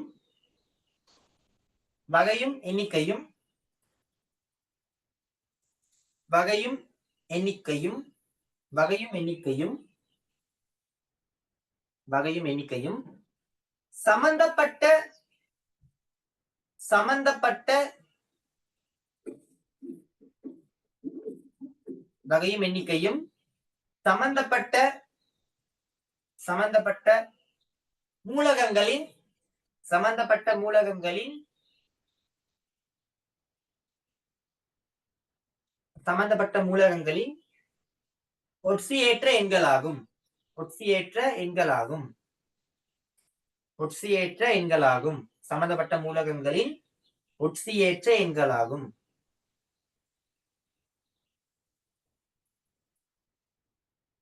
ஒட்சியேற்ற எண்களாகும் ஓகே இத பத்தி பார்ப்போம் சரி அதுக்கு முதல்ல உங்களுக்கு உங்களுக்கு ஆவர்த்தன அட்டவணையில சில மூலகங்களுக்கு மின்னெதிர் இயல்பு பெருமானம் பாடமாக இருக்கும் சரியா பாடமாக்கி வச்சிருந்தா லேசு நம்ம நிறைய கேள்விகளுக்கு மின்னெதிர் இயல்பு பாடமாக்கி இருந்தாலே நம்ம நிறைய கேள்வி டக்குனு செஞ்சிடலாம் சில பேர் சொல்லுவாங்க மின்னெதிர் இயல்பு பாடமாக்காம அந்த மின்னெதிர் இயல்புல ஓடர் ஒண்ணு இருக்கு அந்த ஓடர் தெரிஞ்சுக்கொள்ளுங்க நல்லோம் அப்படின்னாங்க சரியா அந்த ஓடர் தெரியுறதை விட அந்த ஓடர் ஒண்ணு இருக்கு அந்த ஓடர் தெரியுறதை விட மின்னெதிர் இயல்பு பெருமானங்களை பாடமாக்கி வைங்க அது லேஸ் சரியா அந்த ஓடரை பாடமாக்கிறத விட மின்னெதிர் இயல்பு பெருமானத்தை பாடமாக்கி கொள்ளுங்க சரியா சிம்பிளான சிம்பிளா வரும் சரியா நம்ம எழுதுவோம் முதல்ல அந்த 20 மூலங்களை மட்டும் நம்ம தேவையான மூலங்களை மட்டும் எழுதுவோம் 20 இல்ல தேவையான மூலங்களை மட்டும் எழுதிக்கொள்ளுங்க சரியா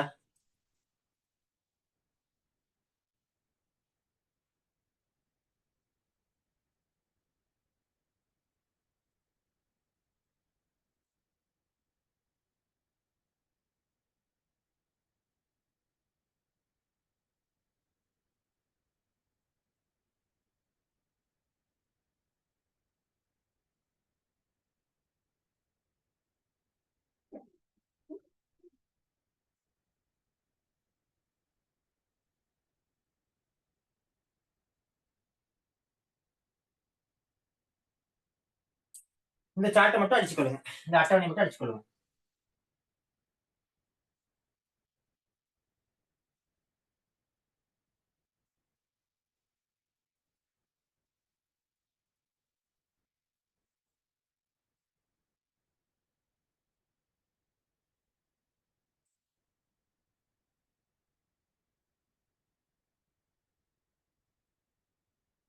சரியா? நம்பர்களை போட்டுக்கொள்ளுவோம். உங்களோட மின்னதிர்வு பெருமானங்களை போட்டுக்கொள்ளும். சரியா? இவருக்கு பெருமதி 2.1. இவருக்கு பெருமதி 2.1. சரியா? இவருக்கு 1, இவருக்கு 0.9. இவருக்கு 1.5, 2, 2.5, 3, 3.5, 4 அப்படின்னு கூடும். அப்படின்னு இவர் கூடிட்டு போகும். இவருக்கு 3 கூடும். 1.2, இவருக்கு 1.5, இவருக்கு 1.8, இது 2.1, இது 2.5, இது 2.5. இவருக்கு இங்க கீழே குளோரினுக்கு எவ்வளவு வரும்னா 3.5 வரும். குளோரினுக்கு 3. குளோரினுக்கு 3. இவருக்கு 2.8, இவருக்கு 2.5. இந்த பெருமானங்களை பாடமாக்கி கொள்ளுங்க. இந்த பெருமானங்களை பாடமாக்கி கொள்ளுங்க. எழுதி பாடமாக்கி கொள்ளுங்க.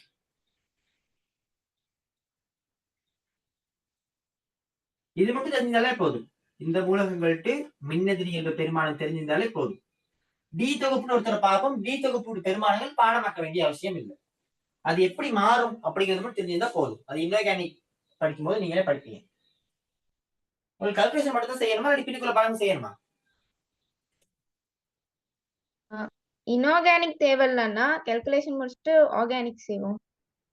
முடிச்சுட்டு ஆர்கானிக் செய்வோமா? ஓ அண்ணா. ஓகே.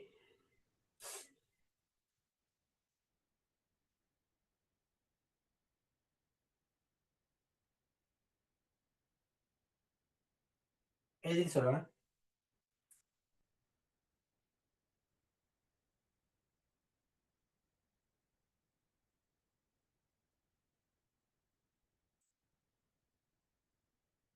சரி அண்ணா. ஓகே, இப்ப பார்ப்போம்.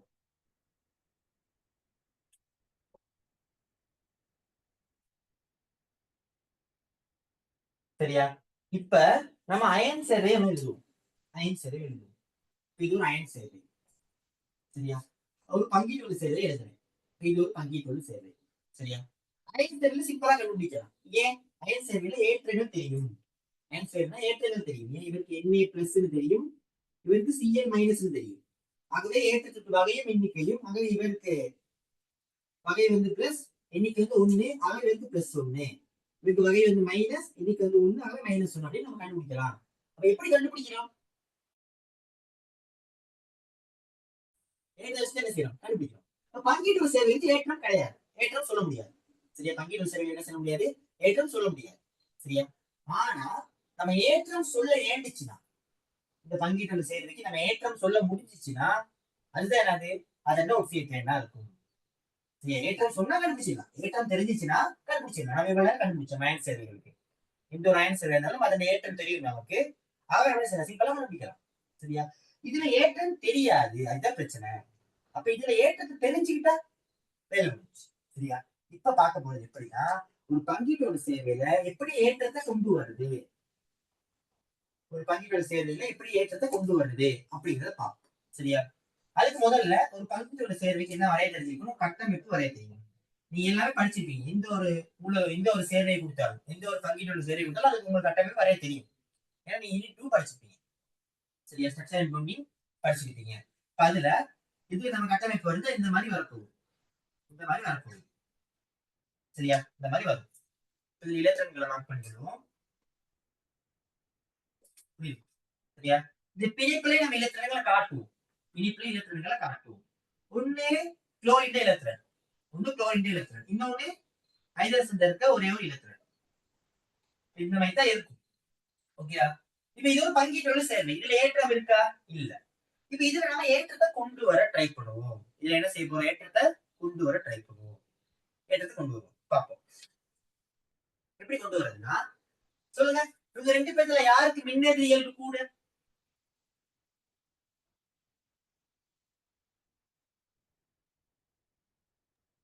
குளோரின் கண்ணா.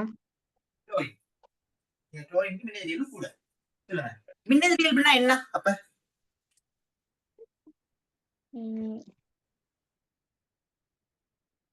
மின்னெதிரி இயல்புனா என்ன? பிணைப்பு ஜோடி இலத்திரன்களை தம்மை நோக்கி கவரும் ஆற்றல் அண்ணா. சரியா? அப்ப இந்த பிணைப்பு ஜோடி இலத்திரன்கள் ஹைட்ரஜன் நோக்கி போகுமா, குளோரினை நோக்கி போகுமா? குளோரினை நோக்கி. குளோரினை நோக்கி போகும். சரியா? இப்ப பார்ப்போம். சரியா? மின்னதிர்வு யாரை கூட குளோரினுக்கு. அப்ப அவரை நோக்கி தான் இலத்திரன்கள் வரும். சரியா? ஒண்ணு அவருடைய இலத்திரன் அவரை நோக்கி வந்துச்சுன்னா அவருக்கு எந்த பிரச்சனையுமே இல்லை. சரி, அவர் அப்படியே இருப்பாரு, சிஎல்லாவே இருப்பாரு. ஏன், அவருக்கு இலத்திரன் தானே கொடுத்தாரு, திருப்பி அவரை நோக்கி வந்துடுச்சு. அப்ப அவருக்கு எந்த பிரச்சனையுமே இல்லை. சரியா? இப்ப இந்த ஹைட்ரஜன் இலத்திரனையும் இவரை நோக்கி வந்து இவர் வாங்கி வச்சுக்கிட்டாருன்னா, இந்த ஹைட்ரஜன் இலத்திரனும் இவரை நோக்கி வந்து வாங்கி வச்சுக்கிட்டாருன்னா இவருக்கு ஏற்றம் கிடைக்குமா, கிடைக்காதா? கிடைக்கும் அண்ணா. ஏற்றம் வரும். எத்தனை ஏற்றம் கிடைக்கும்? எவ்வளவு ஏற்றம் கிடைக்கும்? எவ்வளவு ஏற்றம் கிடைக்கும்? இப்ப இலத்திரன்கள் வந்து இவரை நோக்கி வரப்போகுது, இவரை நோக்கி வந்துட்டா, இப்ப நம்ம வளமையா அப்படி பாக்குறது கிடையாது. இந்த ஒக்சியேற்றனை கண்டுபிடிக்கிறதுக்காக இந்த மெத்தட் யூஸ் பண்றோம். என்னது, ஏற்றம் கொடுக்க பாக்குறோம். ஏற்றம் எப்படி கொடுக்கறது? மின்னதி இயல்பு கூடியது யாருன்னு பார்க்கணும். இவர் தான் மின்னதியல்பு கூட. அப்ப இலத்திரன் என்ன செய்யும்? இவரை நோக்கி வந்துடும். அப்ப இந்த ரெண்டு இலத்திரனுமே இவரை நோக்கி வந்துருச்சு. இந்த ரெண்டு இலத்திரனுமே இவரை நோக்கி வந்துருச்சு. சரியா? ஒரு இலத்திரன் வந்து அவருடைய இலத்திரன், அவருடைய இலத்திரன் அவரை நோக்கி வந்துச்சுன்னா அவர்ல ஏற்றம் உருவாகுமா? இல்ல. அவருடைய இலத்திரன் தானே அது அவரை நோக்கி வந்துச்சுன்னா ஏற்றம் உருவாகாது. அது அவருக்கு நாளைக்கே இருக்கு, அவ்வளவுதான். நாளைக்கே வச்சிருக்காரு, அவ்வளவுதான். அந்த மாதிரி தான் பார்ப்போம். சரியா? ஆனா இந்த இலத்திரனும் அவரை நோக்கி தான் வருது. நீங்க இந்த எக்ஸ் போட்டிருக்கேன், இந்த இலத்திரனுமே அவரை நோக்கி தான் வருது. அது யாருக்கு இலத்திரன்? அவருடைய இலத்திரனா? இல்ல, அது ஹைட்ரஜன் இலத்திரன். ஹைட்ரஜன் இலத்திரனும் அவரை நோக்கி தான் வருது. அப்படின்னா என்ன உருவாகலாம்? அவருக்கு ஒரு மைனஸ் உருவாகலாம். ஒரு மைனஸ் என்ன செய்யலாம்? உருவாகலாம். ஒரு இலத்திரனை ஏற்கிறாரு, ஒரு இலத்திரனை வெளியில இருந்து ஒரு இலத்திரனை ஏற்கிறாரு. அப்ப என்ன உருவாகலாம்? அவருக்கு மைனஸ் உருவாகலாம். 2 உருவாகுமா? இல்ல. ஏன்னா அவர் ஏற்கிறது ஒரே ஒரு வேற்று இலத்திரன் தான். சரியா? இது வந்து அவருடைய இலத்திரன், சரியா? அது அவருடைய இலத்திரன் அவர் இழக்கவே இல்லை. இழந்தாத்தான் அவர் ஏற்கலாம். அவர் சும்மா வச்சிருக்காரு, பக்கத்துல வச்சிருக்காரு, அவ்வளவுதான். ஒரு தெரியும் பங்கீட்டோல் பிணைப்புங்கிறது என்னது? பங்கீட்டோல் ஏற்பட என்னது? பங்கீட்டு கொள்ளும். சரியா? வாங்கிட்டு போக மாட்டாரு. அயன் சேர்வைகள்ல வாங்கிட்டு போயிருவாரு. சோடியம் NaClனா இவர் இலத்திரனை இழப்பார், இவர் இலத்திரனை ஏற்றுவார். பங்கீட்டுள்ள சேவைகள் அப்படி கிடையாது. பங்கீட்டுள்ள சேவைகள் என்ன செய்யும்? பங்கீடு செய்து கொள்ளும். 2 பேரும் பக்கத்து பக்கத்துல இப்படி வச்சு கொள்வாங்க. உனக்கு சொந்தம், எனக்கு சொந்தம், அந்த மாதிரி. சரியா? அப்ப இந்த இலத்திரன் அவர் இழக்கவே இல்லை. இழந்தா தானே ஏற்கிறதுக்கு, இழக்கவே இல்லை. ஆனா இந்த இலத்திரன் என்ன செய்யறாரு? அவர் இன்னொரு இலத்திரன், புது இலத்திரன், இன்னொரு ஆளுடைய இலத்திரன். ஆனா அவர் அதை ஏற்கிறாரு. அப்ப அவர் ஏற்கிறது எத்தனை இலத்திரன்? ஒரே ஒரு இலத்திரன் தான். அவர் ஏற்கிறது ஒரு இலத்திரன் தான். அப்ப என்ன ஏற்றம் உருவாகும்? அவருக்கு மைனஸ் ஏற்றம் உருவாகும். அப்ப என்ன? Cl minus. அப்படி ஒரு ஏற்றம் என்ன செய்யும்? இவருக்கு உருவாகும். இவருக்கு Cl மைனஸ் அப்படி ஒரு ஏற்றம் உருவாகும். சரியா? ஹைட்ரஜன் சொல்லுவாங்க.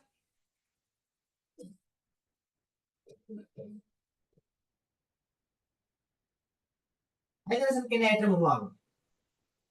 +1 அண்ணா. பிளஸ். ஏன் பிளஸ்? ஏன்னா அவர் ஒரு இடத்துல வச்சிருந்தாரு, முதல்ல அவர் பக்கத்துல தான் இருந்துச்சு. ஆனா அந்த குளோரின் வாங்கிட்டு போயிட்டாரு. போயிட்டாருன்னா ஒரு இடத்துல இழந்துட்டாரு. அப்ப இலத்திரனை இழந்துட்டா என்ன உருவாகும்? ஏற்றம் உருவாகும். அதுவும் பிளஸ் ஏற்றம் உருவாகும். ஒரு இடத்துல தானே, அப்போ ஒரு பிளஸ். அப்ப இதற்கு ஹைட்ரஜன் பிளஸ் வரும், H பிளஸ் வரும், இது Cl மைனஸ் அப்படின்னு வரும். இது H பிளஸ் வரும், இது Cl மைனஸ் அப்படின்னு வரப்போகுது. சரியா? இப்ப பாருங்க, முதல்ல இது ஒரு பங்கீடு சேர்வை. ஏற்றமே இல்லைன்னு தான் பார்த்தோம். ஆனா இப்ப என்ன செஞ்சிட்டோம்? ஏற்றத்தை உருவாக்கிட்டோம். பார்த்து ஏற்றத்தை உருவாக்கிட்டோம். இப்ப என்ன செய்யலாம்? ஏற்றம் தெரியனா ஒக்சியேற்றனை கண்டுபிடிக்கிறதா? கண்டுபிடிக்கலாம். சொல்லுங்க. இப்ப ஹைட்ரஜன் என்ன ஒக்சியேற்றேன்? +1. Clக்கு என்ன ஒக்சியேற்றேன்? -1. இப்படிதான் முடியும். சரியா? இங்க இன்னொன்னு எழுதுவோம் பார்ப்போம். இன்னொன்னு எழுதுறேன். நமக்கு நீர் H2O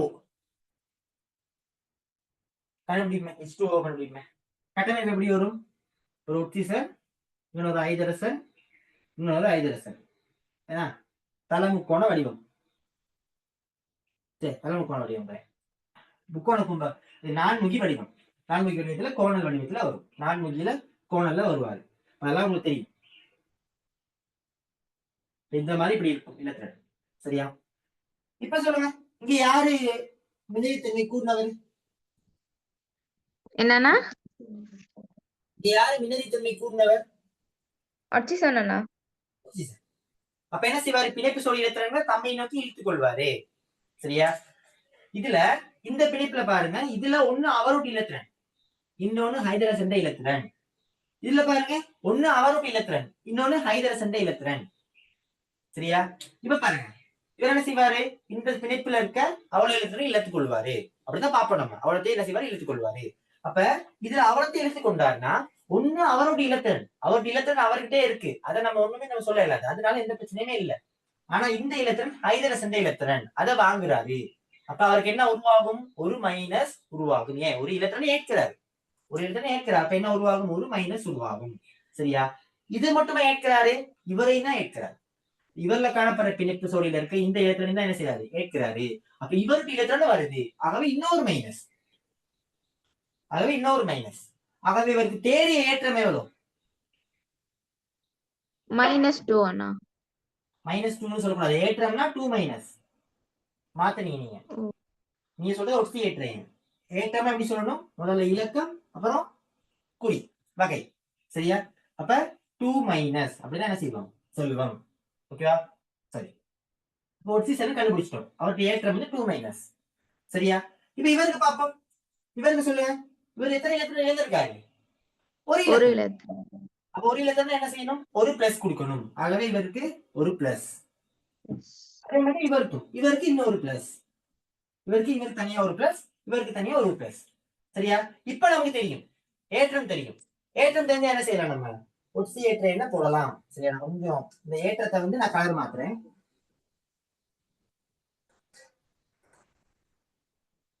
சரியா? இப்போ ஒட்சி ஏற்ற போடுவோம். ஒட்சி ஏற்ற போட்டீங்கன்னா ஏற்றத்தின் வகையும் எண்ணிக்கையும், வகை என்ன? மைனஸ், எண்ணிக்கை எத்தனை? 2. அப்போ ஒட்சி சேர்த்து -2. சரியா? இந்த ஐதரசனுக்கு பாருங்க, இந்த ஐதரசனுக்கு பாருங்க எவ்வளவு? ஏற்றத்தின் வகை பிளஸ் எண்ணிக்கை 1, ஆகவே +1.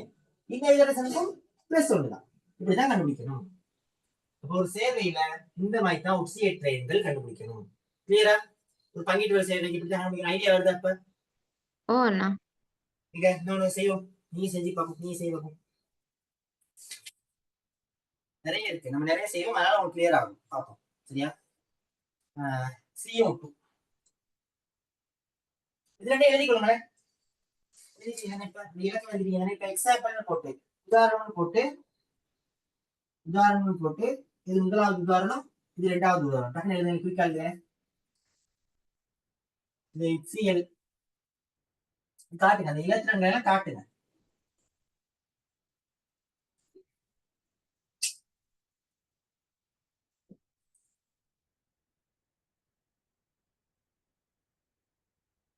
காட்டுங்க.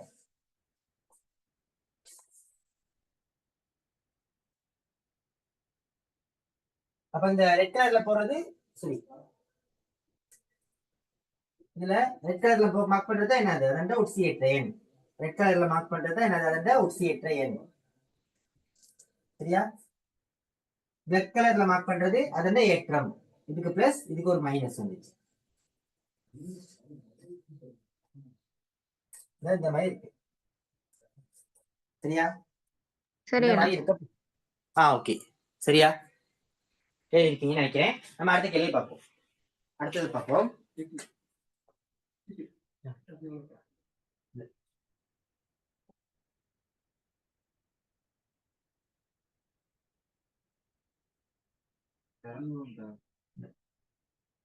சரி, நம்ம அடுத்தது பார்ப்போம். CO2. சரியா? CO2 கட்டமைப்பு வரையும். சரியா? கட்டமைப்பு வரைஞ்சு எப்படி வரப்போகுது? கார்பன், நடுவுல கார்பன், இந்த பக்கம் ஒரு ஆக்சிஜன். சரியா? இந்த பக்கம் ஒரு ஆக்சிஜன், இந்த பக்கம் ஒரு ஆக்சிஜன். சரியா? இப்ப பார்ப்போம். இப்ப சொல்லுங்க, ஒரு கொஞ்சம் ஒரு 2 நிமிஷம் வெயிட் பண்ணுங்க, வரேன்.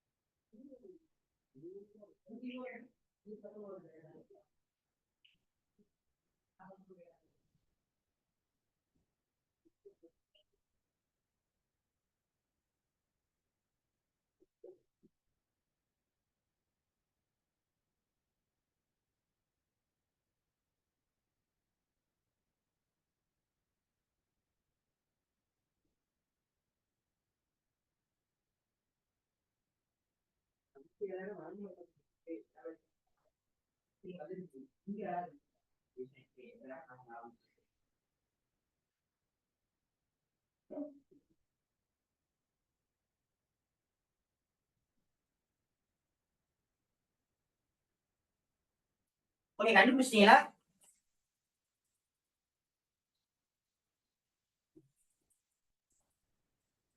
இன்னும் இல்ல அண்ணா.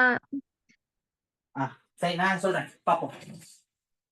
பாருங்க, இதுல யாருக்கு மின்னேற்றத்தன்மை கூட? கார்பனுக்கா ஆக்சிஜனுக்கா? ஆக்சிஜனுக்கு அண்ணா. ஆக்சிஜனுக்கு தான் கூட. சரியா? அது நீங்க பார்க்கலாம், தெரியும் உங்களுக்கு. ஓகே, இப்ப ஆக்சிஜன் தான் என்ன செய்வாரு? பிணைப்பு ஜோடி இலத்திரன்களை தம்மை நோக்கி கவரிக் கொள்வாரு. சரியா? அப்ப தெரியும் நமக்கு இங்க எப்படி இருக்க போகுது. இவற்று ஒரு இலத்திரன், இங்கே இவற்று ஒரு இலத்திரன், இங்க கார்பன் ஒரு இலத்திரன். அதே மாதிரி இங்கேயும் இருக்கும். இவற்று ஒரு இலத்திரன், இவற்று ஒரு இலத்திரன், கார்பன் ஒரு இலத்திரன். அப்படிதான் இருக்க போகுது. சரியா? அப்ப ஆக்சிஜன் என்ன செய்யும்? இந்த அவ்வளவு இலத்திரன்களை கவர்ந்து கொள்ளும். அவருக்கு 2, அது அவர்கிட்ட வந்துச்சுன்னா அவருக்கு எந்த பிரச்சனையுமே வராது. சரியா? ஆனா கார்பன் 2 என்ன செய்யறாரு? அவர் வாங்கி கொள்றாரு. அப்ப 2 இலத்திரன்கள் அவர் என்ன செஞ்சிட்டாரு? ஏற்றுட்டாரு. 2 இலத்திரன்கள் அவர் ஏற்றுக்கொண்டுள்ளார். ஆகவே ஆகவே அவருக்கு என்ன ஏற்றம் உருவாகும்? -2. சரி, 2 மைனஸ் ஏற்றம் என்ன உருவாகும்? 2 மைனஸ் 2 மைனஸ் அப்படிங்கிற ஏற்றம் என்ன செய்யும்? உருவாகும். அவருக்கு என்ன ஏற்றம் உருவாக போகுது? 2 மைனஸ் உருவாகும். அதே மாதிரி தான் அவருக்கும். இது அவருடைய இலத்திரன், அது அவர் வாங்குறதுனால அவருக்கு எந்த பிரச்சனையுமே இல்லை. சரியா? ஆனா இந்த 2 இலத்திரன்களும் இன்னொரு இலத்திரன், இன்னொருத்தருக்கு கார்பனுக்கு. அப்ப அவர் அதை வாங்கினார்னா அவருக்கு என்ன ஏற்றம் உருவாகும்? 2 மைனஸ். அவருக்கு என்ன ஏற்றம் உருவாகும்? 2 மைனஸ். இப்ப பாருங்க, கார்பன், ஒரு கார்பன் மொத்தமா எத்தனை இலத்திரன்கள் இழந்திருக்கு? 4 இலத்திரனே இருந்துருச்சுண்ணா. 4 இலத்திரன் இழந்தா எத்தனை பிளஸ் உருவாகும்? 4+. 4+. சரியா? இப்ப பாருங்க, ஏற்றம் தெரியும். ஒரு ஏற்றம் போடுறதுதான். என்னது ஏற்றத்தின் வகை எண்ணிக்கையும். அப்ப இவருக்கு -2, இவருக்கு +4, இவருக்கு -2. இப்படிதான் முடிக்கணும். சரியா? இங்க இன்னொரு உதாரணம் சொல்றேன். அடுத்த பிறகு இருக்க உதாரணம் நீங்க இதை செய்யணும். சரியா? OF2. இப்ப இது வந்து 3வது உதாரணம். 4வது உதாரணம் எழுதிக்கொள்ளுங்க. H2O2. H2O2னா என்னது? ஹைட்ரஜன் பரஆக்சைடு. திறந்த புத்தக வடிவம், முக்கியமான ஒரு ஆள். ஓஎன்ஜி நீங்க படிச்சிருப்பீங்க, ஜென்ரல் நீங்க படிச்சிருப்பீங்க. ஹைட்ரஜன் பரஆக்சைடு.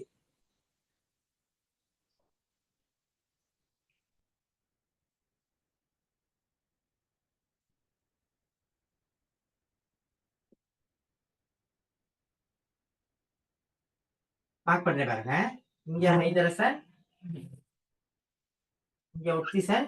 இப்படிதான் வரும் அந்த கட்டமைப்பு. இது வரைய தெரிஞ்சாலும் பிரச்சனை இல்லை. நீங்க தெரிஞ்சிருக்கணுமே, தெரியுங்க கட்டமைப்பு வரைய. இது படிச்சிருப்பீங்க ஜென்ரல். திறந்த புத்தக வடிவம், முக்கியமான ஒரு ஆள் தானே. சரியா? ஓகே, பார்ப்போம். இப்ப சொல்லுங்க, இதுல யாருக்கு மின்னேற்றத்தன்மை அதிகம்? ஆக்சிஜனுக்கு தான் அண்ணா. சரியா? அப்ப இதுல பாருங்க, இதுல இந்த பிணைப்புல பாருங்க, இதுல ஒன்று ஹைட்ரஜன் இலத்திரன், இன்னொரு ஆக்சிஜன் இலத்திரன். இங்கேயுமே இது ஒண்ணு ஆக்சிஜன் இலத்திரன், இங்கேயுமே என்னது? ஆக்சிஜன் இலத்திரன். இதுவும் ஆக்சிஜன் இலத்திரன், இதுவும் ஹைட்ரஜன் இலத்திரன். சரியா? பாருங்க, இப்ப இந்த பிணைப்பை நம்ம யோசிப்போம். இந்த பிணைப்புல என்ன செய்யும்? இந்த பிணைப்புல உண்மையிலே காணப்படுற ஆக்சிஜன் என்ன செய்யும்? தம்மை நோக்கி இலத்திரன்களை கவர்ந்து கொள்ளும். சரியா? அப்ப ஒரு ஹைட்ரஜன் இலத்திரன் என்ன செய்ய அவர் வாங்குறாரு? ஒரு ஹைட்ரஜன் இலத்திரன் என்ன செய்ய அவர் வாங்குறாரு? அப்ப எத்தனை மைனஸ் அவருக்கு? 1 மைனஸ். அவருக்கு எத்தனை மைனஸ் கிடைக்கும்? 1 மைனஸ் கிடைக்கும். ஏன்? ஒரு இலக்கத்திலே வாங்குறாரு. இது வந்து அவருக்கு இலத்திரன் அவர் வாங்குறாங்கிறதுக்காக அதுக்கு எந்த பிரச்சனையுமே இல்லை. சரி, அவருக்கு இலத்திரன் அவர் வாங்குறதுனால அவருக்கு எந்த பிரச்சனையுமே இல்லை. ஆகவே இவருக்கு இந்த ரேட்டா இன்னொரு அணுவுக்கு இலத்திரன் வாங்கும்போது அவருக்கு பிரச்சனை ஏற்படும். ஆகவே அவருக்கு எத்தனை மைனஸ் கிடைக்கும்? ஒரு மைனஸ் கிடைக்கும். ஆகவே அவருக்கு ஏற்றம் எவ்வளோ? ஒரு மைனஸ். சரியா? இவருக்கு ஒரு மைனஸ் கிடைச்சா இவருக்கு எவ்வளவு கிடைக்கும்? ஒரு பிளஸ் அண்ணா. பிளஸ். இவருக்கு மைனஸ் ஒரு பிளஸ், அவருக்கு பிளஸ் வரப்போகுது. ஒரு மைனஸ், இவருக்கு ஒரு மைனஸ் கிடைக்குதுன்னா அவருக்கு ஒரு பிளஸ் கிடைக்கும். சரி, சரியா? இப்ப பார்ப்போம். இவங்க பாருங்க, இவங்க 2 பேருக்கு விடுதலை இப்ப யாரு கூட? எந்த ஆப்ஷன் கூட? யாரு கூட? சொல்ல இயலுமா? யாரு கூட? சொல்ல இயலாது. 2 பேருமே ஒரே ஆள் தான். நம்ம சொல்ல இயலாது. அப்ப அவங்களுக்குள்ள இலத்திரன்களை யாரும் என்ன செய்ய மாட்டாங்க? கவர்ந்து கொள்ள மாட்டாங்க. இவரும் கவர்ந்து கொள்ள மாட்டாரு, இவரும் கவர்ந்து கொள்ள மாட்டாரு. ஆகவே அவங்களுக்குள்ள ஒட்சியேற்ற எண்கள் மாற்றம் ஏற்படாது. அவங்கனால ஒட்சியேற்ற எண்கள் என்ன செய்யாது? மாற்றம் ஏற்படாது. அப்ப இவர்னாலையும் இவர்னால இவருக்கும் எந்த ஒரு பாதிப்பும் இல்லை. அப்ப நீங்க அதை யோசிக்கவே தேவை. சரியா? அப்ப இவரை யோசிப்போம். இவரை பாருங்க, இவர்ல பாருங்க எப்படி இருக்கு. இவருக்கு தான் வினைத்திறமை கூட. அப்ப அவர் என்ன செய்வாரு? இலத்திரன்களை பெற்றுக்கொள்வார். ஆகவே இது வந்து இவருடைய இலத்திரன், அதை பெற்றுக்கொள்றதுனால அவருக்கு எந்த பாதிப்பும் இல்லை. ஆனா இது வந்து எப்படி? இன்னொரு தட்டு இலத்திரன், அதை வாங்கினா பாதிப்பு. அப்ப எத்தனை ஏற்றம் கிடைக்கும்? அவருக்கு ஒரு மைனஸ் கிடைக்கும். இவருக்கு ஒரு மைனஸ் கிடைச்சா இவருக்கு என்ன கிடைக்கும்? ஒரு பிளஸ் கிடைக்கும். சரியா? இப்ப சொல்லிட்டு வாங்க, ஒட்சியேற்ற எண்களை சொல்லிட்டு வாங்க. இவருக்கு என்ன ஒட்சியேற்ற எண்? +1 அண்ணா. +1. இவருக்கு -1. -1. இவருக்கு -1. இவருக்கு +1. இப்படிதான். கிளியரா? ஓ அண்ணா. எங்க எனக்கு இது கண்டுபிடிச்சு காட்டுங்க பாப்போம். இது எழுதிக்கொள்ளுங்க.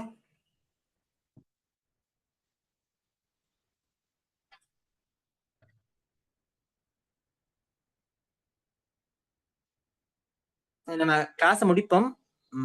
நான் அந்த ஹோம் ஒர்க்கை நான் உங்களுக்கு அனுப்பி விடுறேன். சரியா? போன்ல ஆஃப் ஆக போகுது, சார்ஜ் இல்ல. சரியா?